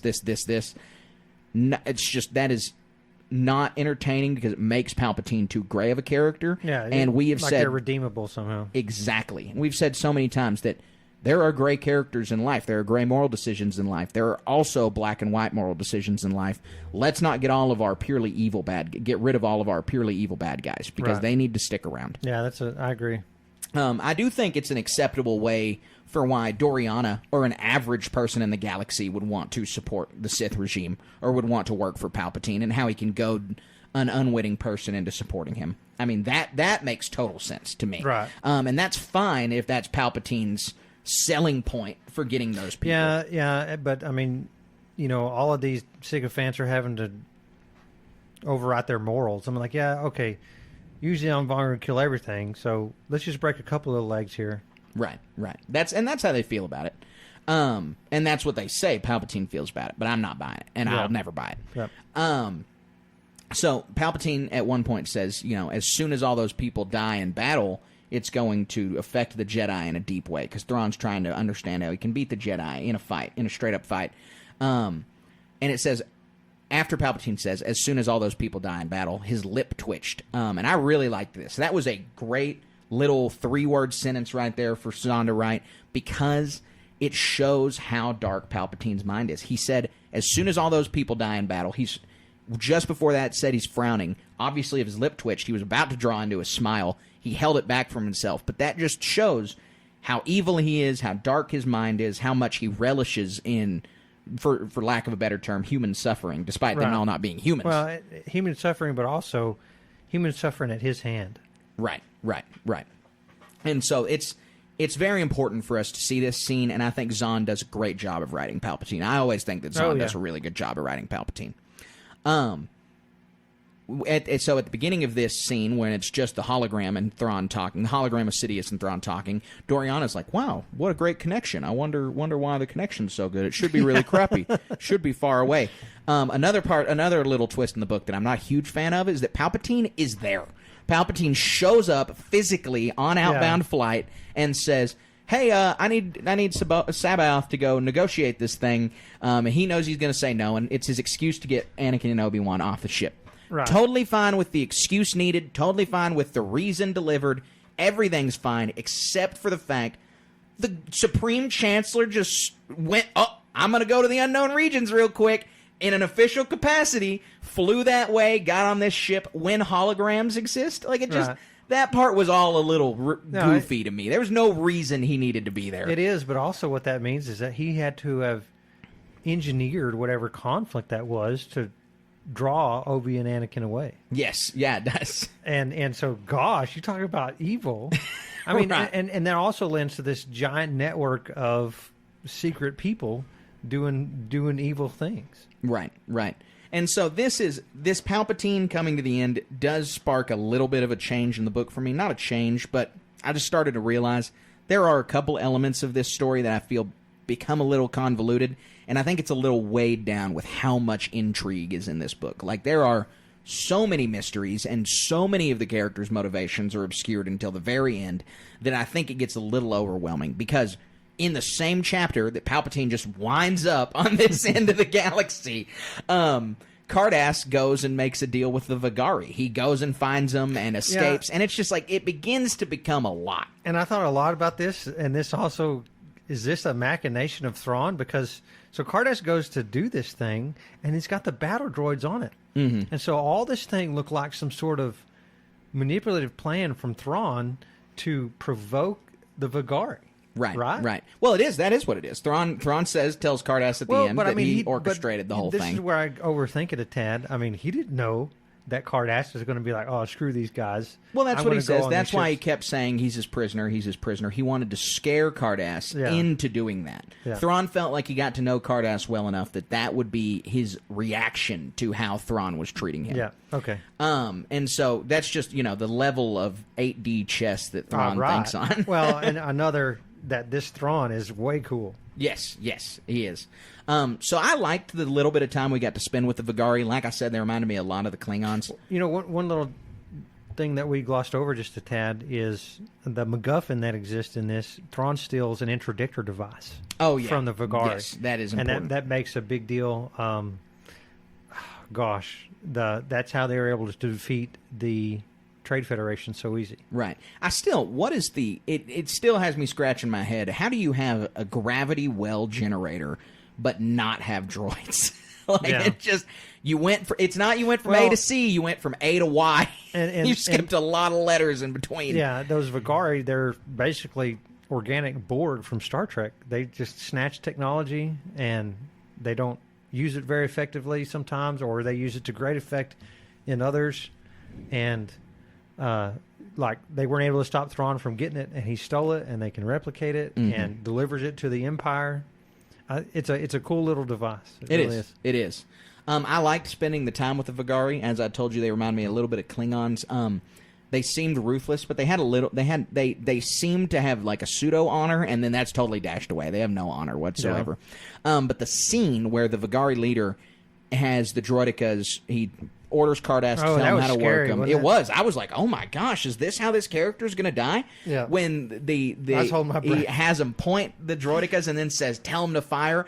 I was like, wow, that's one. These bad guys are super scary. Like, this was a great way to show us how ruthless these guys are. And two, what a creative character death. It really is. Yeah. He didn't end up dying, which I was still fine with because the whole twist around it was interesting, and the showing us that the Vagari leader's not some fool was really interesting. Right. I enjoyed it wholly. I thought that Zahn did a really good job, and so I was pretty hooked on the Vagari just from the little scene right there. They're super creative. The whole concept of using a human shield on your spaceship is grotesquely beautiful. Yeah, it's super. It's a very creative idea. I mean, it's very impressive. I don't know. I just feel like there's got to be some kind of real world concept of that, but I don't have any thing I can think of.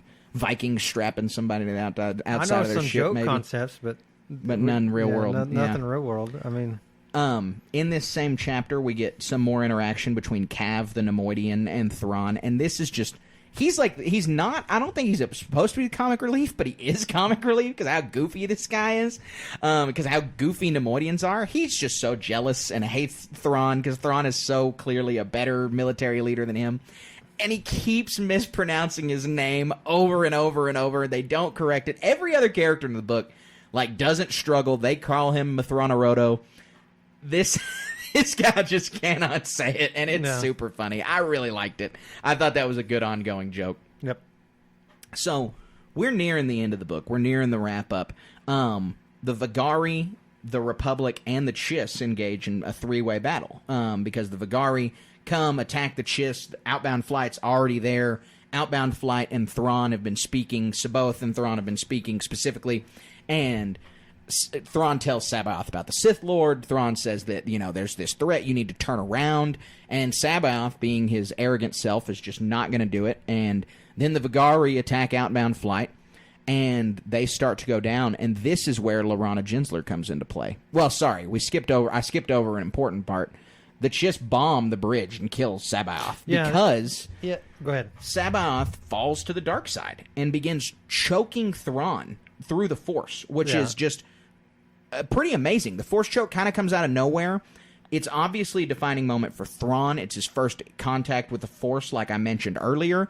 And for Sabaoth, I mean, it's his final moments, but it's very defining for his character because we saw how arrogant and prideful he was throughout his entire time in this book and assumedly his life. And it culminates with him falling to the dark side because that's how that works. That's what happens.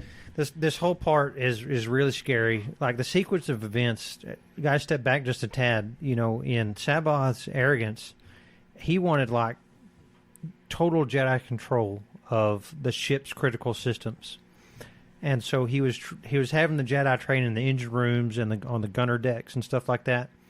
And so he had been training them for weeks, I assume, a decent amount of time. And at the onset of this battle, Sabaoth had all of the Jedi at the gunner stations of the Outbound Flight dreadnoughts. Mm-hmm. So Sabaoth basically caused the demise of this by falling to the dark side. He force chokes Thrawn. Cardass, I think it was him. There's like a doomsday button, I guess, if you will. It wasn't called that in the book.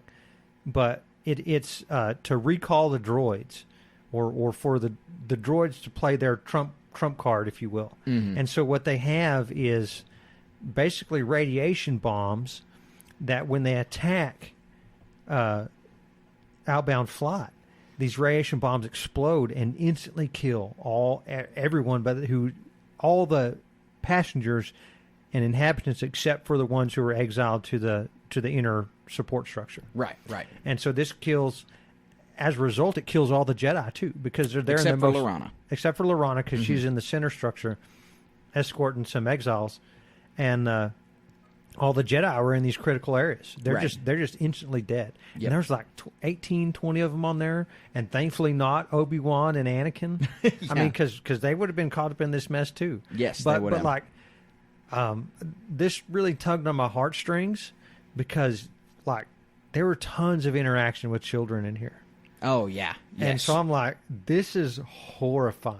Yeah, these scenes, this doomsday. I mean, and like from Thrawn's perspective and his little cohort, he's about to die, and if Thrawn dies, he's the linchpin. This whole thing is going down, and yada yada with that, right? Mm-hmm. So they punch this doomsday device, and without qualm, kill 50,000 people roughly. Right, it's crazy. It is. And Thrawn says he'll do anything to defend the ascendancy. That's his whole justification for basically anything he does is to defend the ascendancy.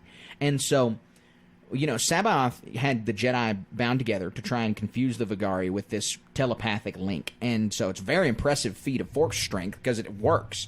But Thrawn takes that opportunity to do what you said and also destroy the Vigari. Not completely destroy them, but really, really hurt them, harm them a lot. And so this causes the Chiss ascendancy to say, Thrawn, you're going to be exiled because you just preemptive strike the Vigari.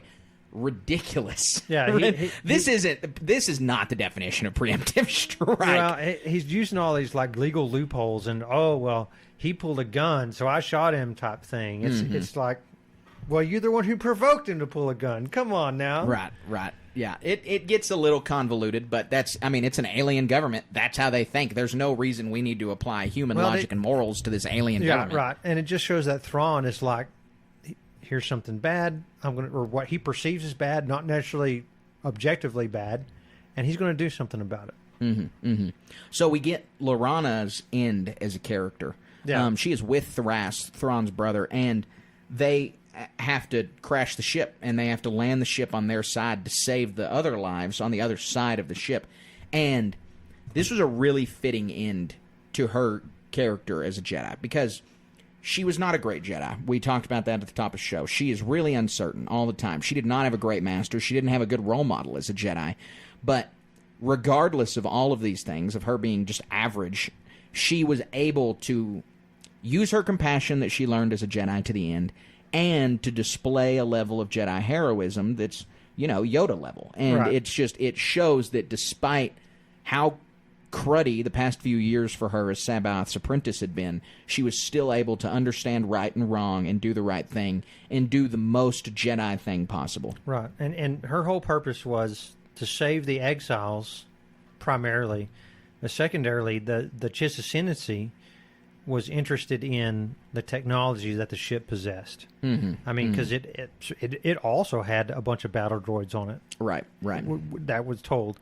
And so the political factions of the Chiss were going to assume control of this ship, and so they hightailed it out of there to save the people and not let that technology fall into the hands of from their perspective, from Lorana's perspective, these are like unknown actors, potentially hostile overtly hostile. They just killed everyone on the ship. Right. So. Right. So the story begins to wrap up. Cardass, Kinto, and Maris, they're able to be sent on their way. Cardass escapes the Vigari. Yeah, and he's offered a job to work for Sidious, basically. Or who's the other character? Sidious is Doriana. Doriana. He's offered a job to work for Doriana. I'm like, no. Right. Stop. Well, and Doriana has to, because Cardass knows too much. Yeah. And so he's got to keep an eye on him. And we have the interaction at the end between Cav, Doriana, and Thrawn. Cav, the Nemoidian, still just in his jealousy, he tries to murder Thrawn. He tries to shoot and kill him. He isn't able to, and the ricochet from his own blaster kills him, which is just, that character is a totally poetic way for him to die. Just goofy till the end. Then Thrawn says that the reason he believed Sidious and Doriana in the first place, because he already knew about the Vong. They called them the Far Outsiders, but that they're aware and that he is, yes, the Vong are as big a threat as Sidious says, and that the Republic needs to be ready for them. That's scary. It is, because the Vong are terrifying. The Vong are a crazy concept that are very, very important to this story, and to a lot of Star Wars Legends stories. And so Doriana is also sent back on his happy way to the Republic, and the story kind of wraps up there. I enjoyed it. I enjoyed the read. It's not the Heir to the Empire trilogy. This isn't Zahn's seminal work, but Timothy Zahn's just such a great author that I don't think I've disliked anything he's written. Yeah, I mean, and is there something next? I mean, because Thrawn gets to the Empire, and I guess he's exiled, and yeah, there is story in between there. I don't know what book to find that in though. We'll have to figure that out. You can see all the groundwork laid for that here. Right. And again, I had so much fun the whole time. All these little different details.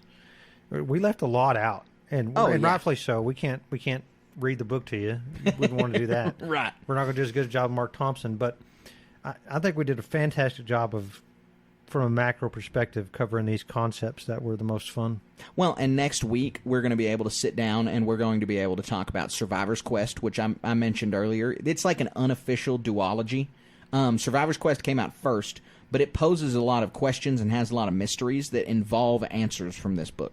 And so reading them in chronological order is going to be interesting. But I'm ready to dive into Survivor's Quest next week. I assume you're rocking and rolling on it. No, I haven't started it yet. Haven't started it yet. No. Okay. Well, we will have it done by next week. Yeah, we're super excited to bring that to you guys. But that's the meat of the episode, but we got a lot more show on the way. We've got a How the Force Works question I'm super excited to talk about. We got a bunch of news stories. I mean, there's a lot of news. One that has been like this ongoing saga, on again, off again thing that we're going to have to talk at length about. And then we've got Star Wars Moment of the Week. So let's head in to our How the Force Works question right now. That's not how the Force works. All right, Colin, for those unfamiliar, How the Force Works is the segment that is Patreon powered. So our Patreon subscribers ask us a question and we answer it here on the show. Has to do with Lucasfilm, Star Wars, anything like that. And so this question comes from Patreon subscriber Goldie, and she asks us, who are the 3 Star Wars characters that you would take on a road trip with you? Well, gosh, I can tell you number one for both of us. I know it. It has to be. And I can't even think of who else it would be better but Lando Calrissian. You totally got it. That was the immediate thought. Lando. Yeah, it has to be him. Yeah. It has to be him. It does. You have to take Lando. So that's number one. That is number one. Right, okay. I thought of an astromech droid. You got to look. Hear me out. You got to have a way to get around. You got to have, exactly, free repairs. This guy's going to navigate for you. He's going to drive the car for you. It's just, you basically install a self-driving car when you take the astromech along with you. So, man, I just Googled a list of characters, and I'm really have a hard time because, like, most of these people are, like, grizzled war veterans. Right. Or politicians. I mean, they're going to tell like really dark stories, and it's like, oh, okay. Right. Cool, You want man. someone good timing. You want Ben Lando, Quadraneros on your team. Obviously, Lando is going to be, but gosh, let me say this, and I don't necessarily 100% agree with this. There might be something better, but I'm going to say Tarkin. Right? Wow, what a crazy pick! I didn't see that one coming. Okay, so like, what if you had a road trip with Warren Buffett? Right? Okay, yeah. This prolific business leader who people buy $100,000 auction lunches to go to lunch with Warren Buffett and get tips on how this guy does things or whatever, right? And so, I mean, you can say Sidious, you can say Tarkin, you could say what's you Krennic. said you gave the Warren Buffett example, but what wisdom is Tarkin imparting on you similar to Warren Buffett? Something about success, something about about climbing the ranks. Yeah, and what it takes. I mean, that's what his whole book's about, basically. The James Luceno book. It's about his rise, but it's about how Tarkin calculates his own rise. You could do, in the same vein, you could do Jabba the Hutt from like a mobster perspective. How's he going to fit in the car? What car are you driving? The school bus? No, a dump truck. I don't know. Run the van to work. I don't know. But if you want, like, there's all these military characters. If you want like some top military perspective, like the general, the top dog, Mace Windu. Okay, yeah, right? Mace Windu's a good one. And then really, this I'm going to substitute this character for my number one. Lando's going to be my number two, and this just popped in my head. It should have been number one. It's going to be Yoda. Yeah, okay. Dude, I thought this guy's going to kick back and have stories. He could tell stories longer than you would be alive. Right. About just, when I was this, when I was that, we did this, we did that. He would blow your socks off with all the cool stories. Yeah, he absolutely would. He could never stop talking, and you would be riveted the whole time. When 900 years old you reach, you're going to be the best companion on a road trip. Yeah, so gosh. I thought of Grease, who flies the Mantis in the Jedi games, Jedi Fallen Order and Jedi Survivor. He's really similar to Lando. I mean, he has a gambling addiction. I don't know if Lando has an addiction. Lando's more of a winner. Grease is more of a loser. But you could get some really interesting card games. The road trip, if it's Lando and Grease and an astromech, has to be to Vegas. You have to be driving to Vegas with those three. Yep, I agree. So I don't know. I thought this was a really fun question. I appreciated this one. This was a good one to talk about. So keep sending in these questions. We have a slightly different list, but my list is going to be Lando, an astromech, and Grease. But I'll pick my astromech, and I think I'll say BB-8. Well, he can't drive the car. I'll say Chopper because Chopper has arms to drive the car. Yeah, I want to say for my final list, Yoda, Lando, and Jabba. I want Space Tony Soprano to have a conversation with. Yeah. Well, you're going to have Lando translate the whole thing for you. Or Yoda. Yoda's got to be able to speak it. Yeah. So, yeah, great question. Thank you guys very much. And head on over to patreon.com/Star Wars Station and submit some more questions, folks, because we love answering them. This one was a good one. Yeah, I enjoyed this one a lot. So, our next segment gonna be a little lengthy, but it's worth talking about. We got a lot of news to dive into. So let's head over to the HoloNet news. You made the HoloNet.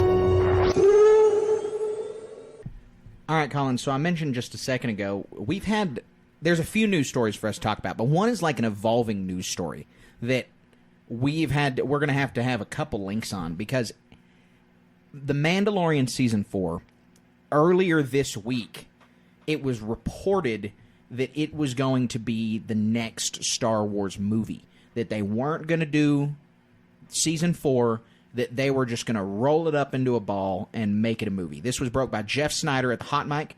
I love Jeff's podcast. I think people should check it out. He has really good Star Wars scoops most of the time. And so at the beginning of the week, we hear this from Jeff Snyder. It's really believable. And you get to scratching your head. You're like, now why in the world would they do this? Because one, is this the Dave Filoni movie that we're all talking about, or is this something else? Because if it's the Dave movie, how'd they get this character out of Jon Favreau's hands, or did they tell Jon Favreau to pound sand? Because Mando is his character. Like, it's not, if you're turning Season 4 into a movie, you're ripping that out of his hands. And so that's one perspective on it. Then the other perspective is, if you're turning a TV show's season into a movie, that sounds like Disney said, you got to have this out by 2024 or by 2025. You must have a movie in theaters. No ifs, ands, or buts about it. And so Lucasfilm scrambles and says, well, we're working on this. We're going to turn it into a movie because of whatever Bob Iger threatened us with. You know, whatever it was going to be, now we've got to do this. And so at the beginning of the week, there was a lot of conversation surrounding this, and I hated it. I mean, I'll be candid that if they turn The Mandalorian Season 4 into a movie, there's still a chance they could. We don't know. I am going to have so much trepidation around that decision. I don't want that to be the case. Before I expound on that, I'll give you a third option, is that they just have a home run of an idea that they're like, sure, that's the less cynical side. That's the optimistic side. I gave the cynical take. You gave the optimistic take. And that's fine. And so I'm going to stick with that. Is really objectively, I believe what you say. That sounds like it to me. I mean, we established this pretty well in our most previous podcast episode. There's a lot of these Lucasfilm and Disney executives walking up to these directors and saying, we need $1 billion idea. And so it's either they're putting the screws to Favreau and Filoni and saying, all right, you're going to put us out $1 billion idea, or they started passing the script around and said, oh my gosh, this is $1 billion idea if we do it this way. Mm-hmm. I mean, to me, this is a really sensitive thing that could easily go haywire really fast. But again, the optimistic side of me is whatever Season 4/movie is going to be is going to blow our socks off with what they have. I mean, because seriously, the foundation's there. You scroll through this article, it's Boba Fett in there, and go listen to our last episode, one of our most previous ones, about what all this could be, and then go back to Season 3 with the Mythosaur. We speculated an insane amount of much of this stuff. Right. And then whatever the Season 4 is going to be is whatever the next chapter in Grogu is that we're just all chomping at the bit for. Yeah. Roll Ahsoka into that somehow. Well, see, you're leaving that off the plate on this. As I said, this is an evolving news story because this was reported by Jeff Snyder on Friday. Then at the beginning of this week, on Monday, we hear from Jason Ward over at Making Star Wars, another really reliable leaker. This is like these two guys are like my go-to leakers. Like if I want to know a Star Wars leak, I listen to their stuff and I'm like, oh yeah, these guys are tapped in. So they're contradicting each other completely. So I'm like, I have no idea who to believe here. But Jason over at Making Star Wars, he broke two things. The first one was that I tweeted about this. Skeleton Crew kids are supposed to have BMX bike-inspired speeder bikes, like little kid speeder bikes. One, super cool. But the important part that's pertinent to this conversation, he also reported that The Mandalorian Season 4 is going to be a TV show. It's going to be Season 4. And he said that the report about it being a movie is wrong. And so now you have these two sources conflicting. Well, over the past couple days, other reliable places, Bespin Bulletin, Star Wars Newsnet, have sussed out that they also think it's going to be a TV show. And so where is all this coming from? Because it's not Jeff Snyder's, it's usually not wrong. Well, it sounds like there were rumors in the summertime, right before the strike, of the possibility of turning Season 4 into a movie, and that idea has since been scrapped, but these are just tidbits people have been picking up since the strike ended. So many of these rumors and all this stuff feel like almost a telephone game where when it gets from one end to the other, it's garbled and inverted or something like that. Right. Well, and it certainly is. I mean, you have the studio executive passing it down to the team and the person in charge of the team. So for these purposes, let's say Jon Favreau.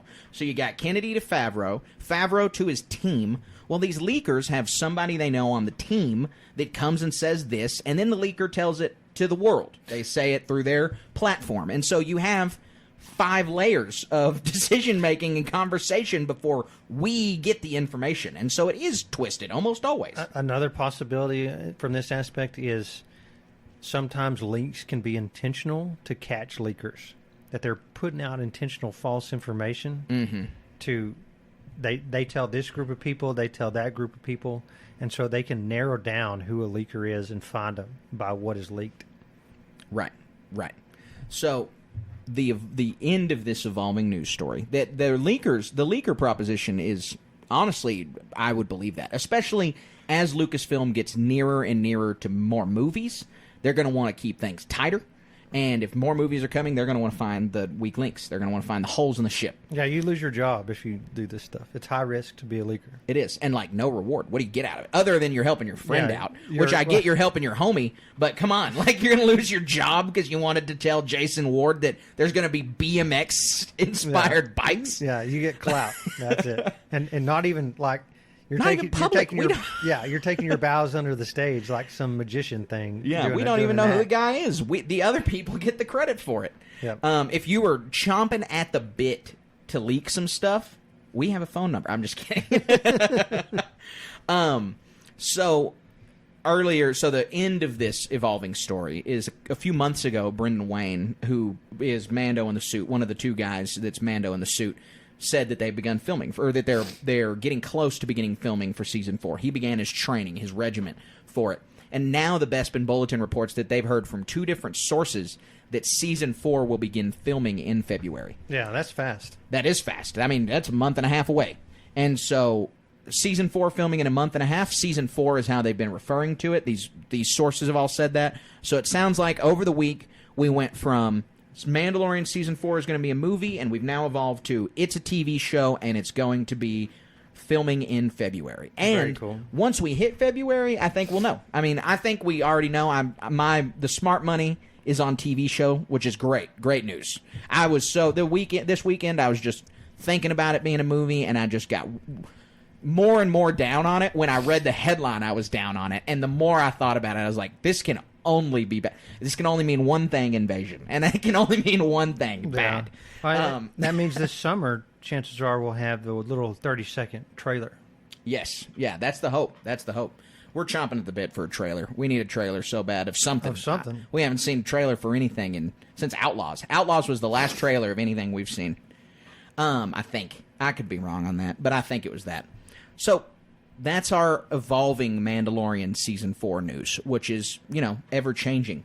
The next little bit of news is TV-associated news. This is almost the exact opposite of something we reported last week. Amon Esfandi last week said that he didn't do a whole lot of homework for Ezra, that he didn't watch very many Rebels episodes to prepare to be Ezra. Well, Natasha Liu Bordizzo, who plays Sabine Wren, was asked the same question. How much preparation did you do to play Sabine on live action, translate this character from animation to live action? And I gotta be honest, I like Natasha's answer way better than like Amon's, because she said, I prepared for the role by watching just about every Star Wars project ever made chronologically by story.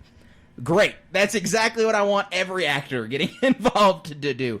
I would love if everyone involved in Star Wars was as educated about Star Wars as people who listen to this podcast. If you go out of your way to listen to a Star Wars podcast, you're probably pretty educated about Star Wars. So that's the people I want in Star Wars, making Star Wars, are the people as educated as our listeners. I agree with you 100%. I'll give the cynical take. When you throw Clone Wars and Rebels and some of this other stuff in there, that's a lot to cram in really fast. I think you run the risk if you were to sit there and be like, all right, I'm going to sit there and like binge. Like for 6+ hours a day, I want to watch the Clone Wars. Okay. You're going to hate Clone Wars pretty fast. You would severely burn out at that speed. I did the rewatch last year, 2022. My New Year's resolution was watch Star Wars all the way through chronologically, and I did it. But Well, it was over the whole year. If you're coming home, popping on an episode of Clone Wars, painting your 40K models, watching an episode or two, finishing out the little arc you're on, hey, you're going to have a good time. You sit down there and crank this stuff out for more than 4 hours plus, that's going to be a chore. Yeah, it absolutely is. But there's nothing to assume that she did that, right? No. I mean, we can assume that it was over a long amount of time. The show was filming for so long. They sign these contracts, and it could be 2 years before principal filming starts. Right, exactly. So, I mean, like, there's no... And even then, like, people are prone to exaggerate. She could have just typed in, what are all the episodes with Sabine in it, and watched those. Sure, right? Sure. She absolutely could have done that, too. It's not a stretch to say, I watched everything, pertinent to my character. I believe her, though, that she watched everything because there's so much pertinent to Ahsoka. And her relationship with Ahsoka is so intimate that she needs to know that character really well, too. Well, and Mandalorians, too. I mean, you can't leave that out. Right. And it's interesting that everything we're mentioning, Sabine and Ahsoka and Mandalorians, don't appear in the films. I mean, none of those three... Mandalorian's, Boba Fett's in the film, whatever, but those three concepts aren't in the films, and so she almost certainly watched the films also. Right, so she had to have ran a pretty big gamut. I mean, she probably didn't watch Resistance, but that was about it, I bet. So this next story is one that I was really excited about to put on this news. I'm so pumped for this. We've been talking about that this guy needs his own big story for a while, and I'm happy to report that the latest Star Wars novel has been revealed, and it is Star Wars: The Glass Abyss. It is a novel about Mace Windu honoring Qui-Gon Jinn's last request. What is that request? We don't know yet. Oh, I don't think. I don't think it's in the description. He has to go. Oh, we do know. Sorry, we do know. He has to go to a planet, Metagos, that Qui-Gon had previously arbitered a decision there or something. He had done something for these people. They had said, if anything bad happens, we want you to come back. Well, now that he's dead, he has given that responsibility to Windu, and apparently right after Qui-Gon's death, something popped off on this planet. Oh, dang. And so it's gonna be a Mace Windu solo story, from what I can understand. But it's going to be really exciting, and it's going to tie in really well, I think, with the other book set with the Phantom Menace called The Living Force, written by John Jackson Miller. That book takes place a year before the Phantom Menace. This one takes place just a little bit afterwards, and there's a bunch of other stories floating around. We have the Master and Apprentice book, the Dooku Jedi Lost book, the Brotherhood novel, all of these stories that take place in early Phantom Menace, before the Phantom Menace, right after the Phantom Menace, around Attack of the Clones timeline, are really starting to build up. And they're really starting to collect, and they seem to have this interwoven narrative through them. So I think before The Glass Abyss comes out, you're really going to have to get a hold of Master and Apprentice and take a look at it. Are we going to get a circle back to the Mace Windu Jar Jar team up? Yeah, perhaps we will. And I'm really hoping we get some nods to the old Mace Windu solo novel, Shatterpoint. Yeah, that's my real hope. This novel's written by Stephen Barnes, who has not written a canon Star Wars novel, but he wrote a Legends Star Wars novel, The Cestus Deception. It's sitting on my shelf right now. And so this is his next crack at Star Wars. And that one also is a Clone Wars era prequel novel. So our next news story for the day is this one's a negative story. This is also one of the stories that isn't as Star Wars centric as normal, but it absolutely affects Star Wars, and it affects collectors a lot. We're not action figure collectors, but we are collectors of other things. We collect Legos, lightsabers, books. Well, Hasbro, the company that makes a lot of the lightsabers, that makes a lot of the action figures for Star Wars, has laid off 1,100 employees this Christmas season. That's bad. That's massive. I mean, they own the game company Wizards of the Coast. They own so many companies. Those companies have all experienced layoffs. I read a thread today of all the people laid off at Wizards of the Coast. With 1,100 employees being laid off, this is not just on the line assembling action figures. I mean, this is people who work in HR and payroll and executives and marketing, and this is the whole company downsizing. They shut down their Rhode Island office because they said that they've had such a sag in sales. That's crazy, man. Have you seen that video of somebody walking around one of those Ollie's thrift shops and seeing all these Hasbro toys? Oh, yeah. There's Black Series everywhere. There's all kinds of Marvel action figures. And I think that there's a lot that goes into this. There's a few things. And I don't know very much about the toy industry. So this is all coming from someone who is, I'm basically talking out of my butt. But I assume that there's a threefold problem. Number one, do your kids really play with action figures that much? No. Yeah, exactly. I didn't play with action figures when I was a kid, and I was a kid 20 years ago. And so there's no reason to think that these toys are going to become more and more popular. There's only reason to think they're going to become less and less popular as electronic devices become more popular. My kids spend most of their time playing video games. Exactly. And so you have that problem. You also have the fact that Hasbro, this is just Star Wars centric. They released all of the Ahsoka figures at the very end of the show. And it's just like, why would you do that when we want to buy them before the show? Like, Star Wars toy marketing used to be, and when I say used to be, I don't mean in the 80s. I don't mean around the prequels. I mean with The Force Awakens, you had this giant launch. All the people in the trailer made into toys months before it released. You had kids playing with it, and that's why The Force Awakens was seen by everyone on the freaking planet, was because you had this giant marketing blitz and all these toys, and that's just not how they're treating it anymore. It seems to me like they made way too many toys. Like their demand projections were way higher than actuality. Well, that's what you'd be led to believe with all those things on the Ollie's store shelves. And then the one that this is much more collector-focused. This is just from my collector friends I always hear them complain about. Every month there's a brand new Clone Trooper, which is just a paint scheme change. It's the exact same mold.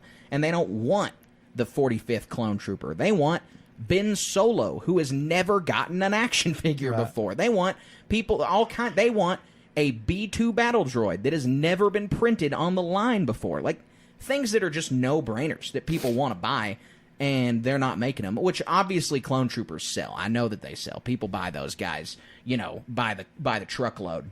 But if you've got 30 of them, are you going to get the 31st? Or if they released a figure that's never been made into an action figure, which one are you going to buy? Right.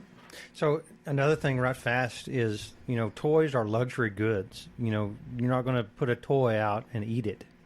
So this could also really speak to a much broader economic problem that if people aren't spending their money on luxury goods, what is this an economic indicator of? Yeah, I mean, obviously, the economy's bad. It's tough for everybody right now. Well, and that's what the CEO of Hasbro cites in this, was they cut 20% of their workforce because of the economy, because people aren't buying Christmas presents, people aren't buying their action figures because of the economy. Yeah. I mean, we could get into a deep discussion on this. But gas is cheap and all this other stuff. The only point I want to make is that you can't just boil it down to a couple little factors. Right. There's so many different things where something looks rosy. There's a really good picture painted here, but you flip it around and it's grotesque. Right. Well, we just pointed to 4 reasons, and there's 100 others that are all combined that are causing this. Yeah. So it's disappointing. I mean, it's sad to see. I hate to see a layoff headline right around Christmas too. Right. I mean, that is really heartbreaking.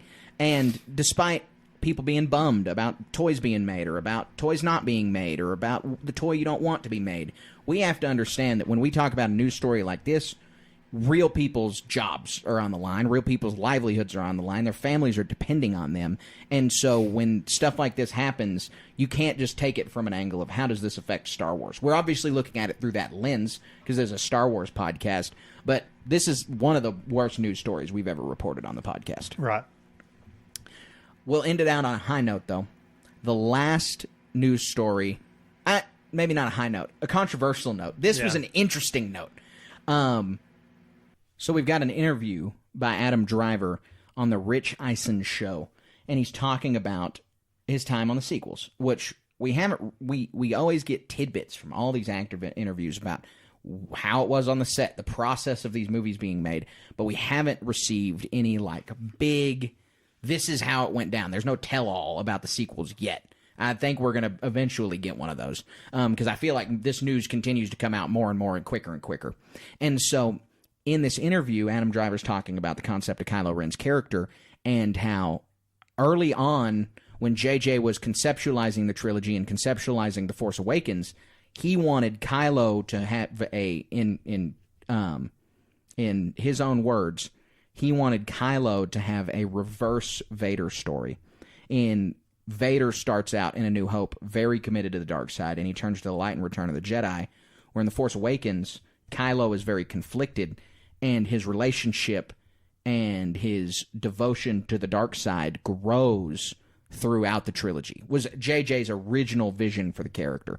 And so Adam Driver says that was the vision of the character he was carrying with him throughout the 3 movies, despite the change. He said when Ryan came in, they went in a different direction. They went with a more redemptive direction. But even though that was the direction, when he was still playing Kylo, he wanted to still kind of get across that original vision. He wanted to feel that original vision in the way he portrayed the character. And I think part of that comes through in The Rise of Skywalker's beginning, where we have Supreme Leader Kylo Ren, and he is out there searching for the holocron, and he's out there being real bad, killing all those Mustafarans, things like that. Yeah, I think I would have rather seen, because that story's already been told of turning to the light, from the dark to the light, right, with Vader. I would have liked to have seen that. And that was what The Force Awakens set up, killing Han Solo at the end, right? So I'll go out and say I would have liked to have seen that story. I disagree. I'm happy we didn't get it. I'm happy with the direction. I like the redemptive story. It's an important core to Star Wars. I don't want the Skywalker bloodline to end on this terrible note of he completely fell to the dark side, died as a dark side devotee. It didn't. You have Rey Skywalker. Yes, but at the end of that movie, you still have Ben Solo at the Skywalker bloodline being redeemed and helping redeem the galaxy, helping defeat Palpatine. And obviously in this story, with Kylo progressively becoming darker, there was no Palpatine. That section of the story wouldn't have happened. But one of my favorite parts of The Rise of Skywalker is Ben Solo, and it is Kylo's redemption. And so one of my biggest complaints about The Rise of Skywalker is that we don't spend enough time with Ben Solo. And they shouldn't have killed him off, because we should have gotten good guy Ben Solo. And I'm wholly disinterested in seeing a story where a Skywalker goes bad and only stays bad. That's just not the message of Star Wars to me. Well, we can't put the toothpaste back into the tube. There's no reason to say it would have ended there. We're fixing to get a new Rey movie. Right. And so I think saying that would have ended with his death is just a tad presumptuous. In some of these extended universe novels, Luke goes to the dark side, isn't redeemed at that point too?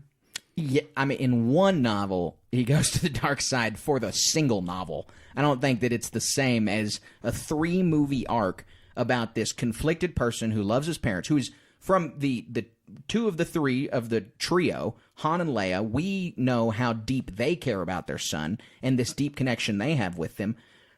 We already complain about the way that the original trio was handled in the sequel trilogy. Well, that extends that further to me in that they become bigger failures if Ben is wholly irredeemable and turns to the dark side, and through those 3 movies stays in the dark. Regardless of if there becomes a 4th movie later, the trilogy is a trilogy. The trilogy is one story. It's the same that the tragedy of the prequels is connected to the original trilogy, but it's still a story. You can watch just the 3 prequel movies. And it would have been a more unique story. I don't need the uniqueness, because Star Wars has bones and elements that are necessary, and one of those is forgiveness, and one of those is redemption. And making Ben a wholly evil character takes that away. It takes away the agency of the character that you would logically assume exists in a main character, and it sends a bad message to kids also. I don't think it's good when Star Wars is fundamentally a family movie that you have someone irredeemable in it.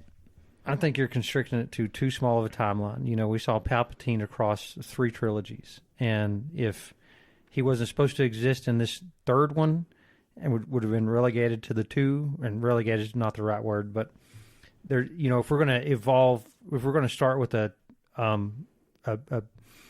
younger, more sinister, we don't know, a different version of a Palpatine from, yes, he's a Skywalker, and I don't disagree with your aspect on that. That's very poignant. But if we're trying to create this new narrative here, there's no reason to say that this true dark side Skywalker Kylo Ren character couldn't have existed in another trilogy somewhere that could have told a more wholly unique story that potentially could have been more fulfilling. There's a lot of coulds there, and this is what, a minute and a half interview, right? That we're never going to get something in. Who knows? I would suppose that if that in this timeline of the sequels where Kylo gets progressively darker and ends that trilogy as a dark side user, then we create another trilogy, and at the end of that trilogy he is redeemed. That's just the first 6 movies. That's just Anakin's journey again, completely. We don't get the first part of Kylo's journey like Anakin's, and Kylo's journey end of his journey mirrors Anakin's. Yeah. But if you just get another trilogy where he's redeemed, then this message of Star Wars becomes time is cyclical. Yeah, well, and there's people and who argue history that. repeats itself. Yeah. So, man, this is just heaps on heaps of stuff, and let's do something else. Let's talk about the Mandalorian movie some more. Well, that's our last news story for the day. This has sparked a ton of debate online. We're not the only people who are arguing about this. I've seen some blurbs on it too. Tons of people arguing about this. And again, I'd like to get out there and just get some revelation surrounding what it was like while they were making the sequels. This interview is just another grain of sand on the mountain that shows us that the sequels weren't planned out. Right. That they were, fluid at best. And so, with them being so fluid, if Adam Driver was so bought in and signed on to this role as Kylo getting progressively darker, then they really should have taken that track. Regardless of if I think that's a bad idea, if that's what you sold to your actor, I just really think that they should not have let Ryan come in and change that much, pivot the direction so much as he did. And I always say this. No one has a problem with The Rise of Skywalker because The Rise of Skywalker tried to course correct The Last Jedi. And so they do have a problem with The Rise of Skywalker. A lot of people don't like it. But the reasons you don't like it are because of The Last Jedi, is always what I tell people. Right. Understatement of the 2010s. That's how it feels. But we'll never know. And we do have the story that we have, and I value the story that we have. I really, really love The Rise of Skywalker. I like The Force Awakens. And I was driving down the road the other day, and I was sitting there thinking of my 3 favorite moments in The Last Jedi, and I really love the moments in The Last Jedi that I really like. And so there are some highlights in that movie for me. Yep. Even though it's my least favorite one. And so we've got the movies we've got, and I'm excited to see where they take this new Rey movie. With any luck, we get Ben Solo back somehow. That's what I keep saying. He needs something. I hope so. Somehow. We'll see. We'll see however that could be. I have no idea. Force Ghost. Yeah, I would be happy. I would not be as happy as if somehow we could just get him back. But then that gets a little too convoluted. That gets a little too world between worldsy. Anyways, that is our news for today. And so now we have one final segment. All we're going to do is roll right on into our Star Wars moment of the week. We would be honored if you would join us. All right, Colin. What'd you do this week that was so Star Wars that you got to tell our listeners about it? So this one's a good one, I think. I have a lot of nostalgia vibe for Attack of the Clones. I mentioned it a bunch. And, since we started doing the podcast, and reading a bunch of books, my Star Wars knowledge and wisdom has grown exponentially, I'd say. And so just scene by scene, watching this and seeing this movie again for the umpteenth time is enlightening even still. Yeah. And it's so fun. It's so fun. And one thing we take for granted, I think I did it as a bonus moment of the week. I kind of said to my wife, I'm like, hey, let's take a vacation to Italy and go do a vow renewal at this one spot. Mm-hmm. And she just agreed to it with just off the enchantment of it, right? Right. And so little did she know, I tipped my hand immediately after. I'm like, yes, yes. Or good, no. Good. Right? And so she's like, what did I just agree to? It's like, oh, yeah, this is where Padme and Anakin got married. So that's a bucket list thing of mine. Yeah, you got to check it out. I wish we would have checked it out on our honeymoon. Yeah, We honeymooned it's in not Italy. cheap. It was It's not it was cheap. closed. Look, we were in Italy and we would have gone if it was Yeah, open. right. But it's closed in the winter, and we were there in the wintertime. Yeah. So I mean, just to go there, I don't know if I'd seriously do a vow renewal there or something, but Right, but just to see it. just to see. I mean, it. Lake Como's beautiful. Regardless of the Star Wars connection, it's worth seeing Lake Como. Yeah, it really is. Well, just being in Italy, eating, doing all that stuff. Right. Fun. Well, we need to go to Tunisia. We got to see Luke's home. We got to go on a trip. I heard that's quite the effort. Yeah, I've heard that too. I've heard it's a pilgrimage. But yeah, the Clone Wars. There's so many formative lines that we even talked about here, and so many weird things that are memes. I mean, Anakin went and killed The sand people, the the women sand and the people, children. and Padme's just like, alrighty, let's go. Yeah. You know what? But that inspired me. I think we're going to do at some point sooner than later Clone Wars retrospective. An Attack of the Clones. Attack of the retrospective. Clones. Yeah, retrospective. Yep. Yeah. No, I want to do I'm that. excited about it. We need We'll to schedule do it that. somehow. It's interesting that yours is watching a Star Wars movie because mine is also watching a Star Wars movie. Last night I sat down and by the Christmas tree light, Cass went to bed early, and I watched A New Hope. And Nice. Star Wars, especially the original trilogy, to me always kind of feels holiday-ish. I like to watch it around the holidays, specifically the original trilogy. And so watching through A New Hope, I live tweeted some of my thoughts, like, whoa, those Yeah, I Jawas saw know that, Pelimoto. That's crazy. Yeah. But just all kinds of thoughts, because A New Hope really does get my brain going, because it's the first one, and you see so much. You see so many of the seeds that have grown into the universe that we know now. And so, I don't know. I mean, I watch A New Hope probably a dozen times a year, but this one was a good rewatch for me. It's been a month or two since I'd seen it, so it was good to see it again. Yeah, it really is. I really like all the late 70s era sci-fi films. Like New Hope is one, Alien is another.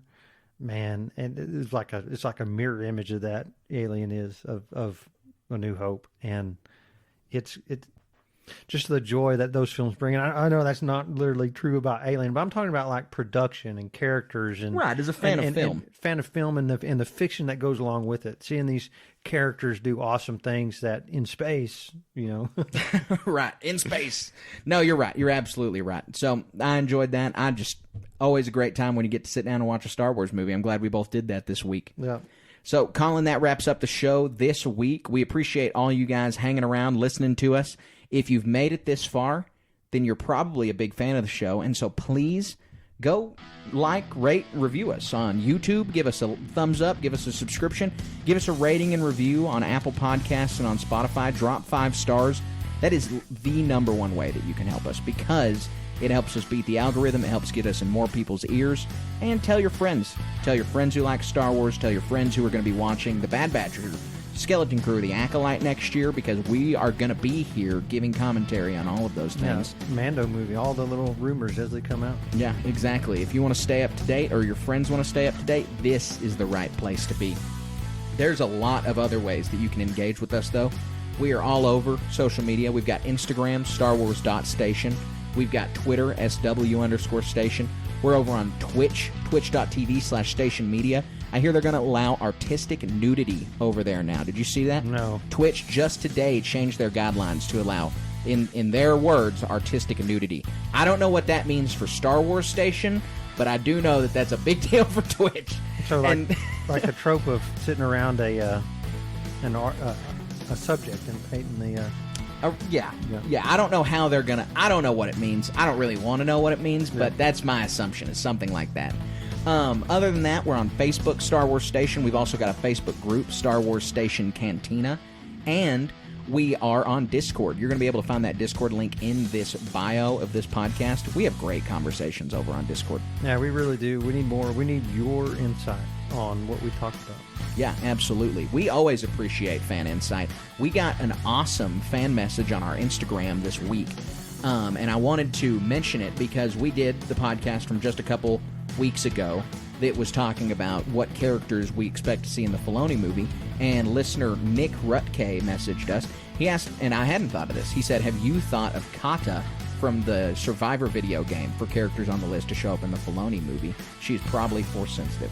She's the daughter of a Force-sensitive character, and her story is yet untold. So, Nick, that was a great suggestion. We really appreciated you sending that in.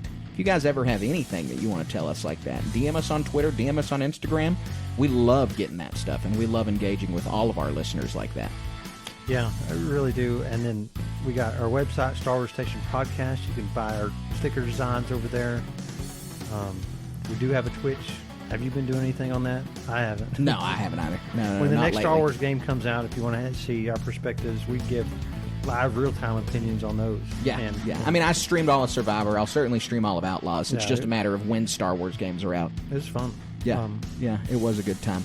And another great way you can support us, like we mentioned at the How the Force Works segment, is head on over to patreon.com/Star Wars Station. We've got all kinds of tiers over there. We've got an RPG actual play the RPG is podcast. so fun. It's been a blast. We know that people who listen to it seem to love it, so we'd love if you came over and listened to it as well. We've got just all kinds of stuff going on. Other podcast episodes there, ways for you to appear on the show, ways for you to participate in the show, t-shirts, stickers, just all kinds of stuff. So go check it out. All you got to do is go look, patreon.com/Star Wars Station, scroll around there and just give it a look. Give us some feedback. If there's something that you say, if you guys had this, I would be a Patreon subscriber. Well, we'd love to hear from you because we'd love to know what you guys want. We're always taking feedback from our current Patreon subscribers. And so please go check it out at patreon.com/Star Wars Station. And Colin, I think that wraps it up for us this week. What do you think?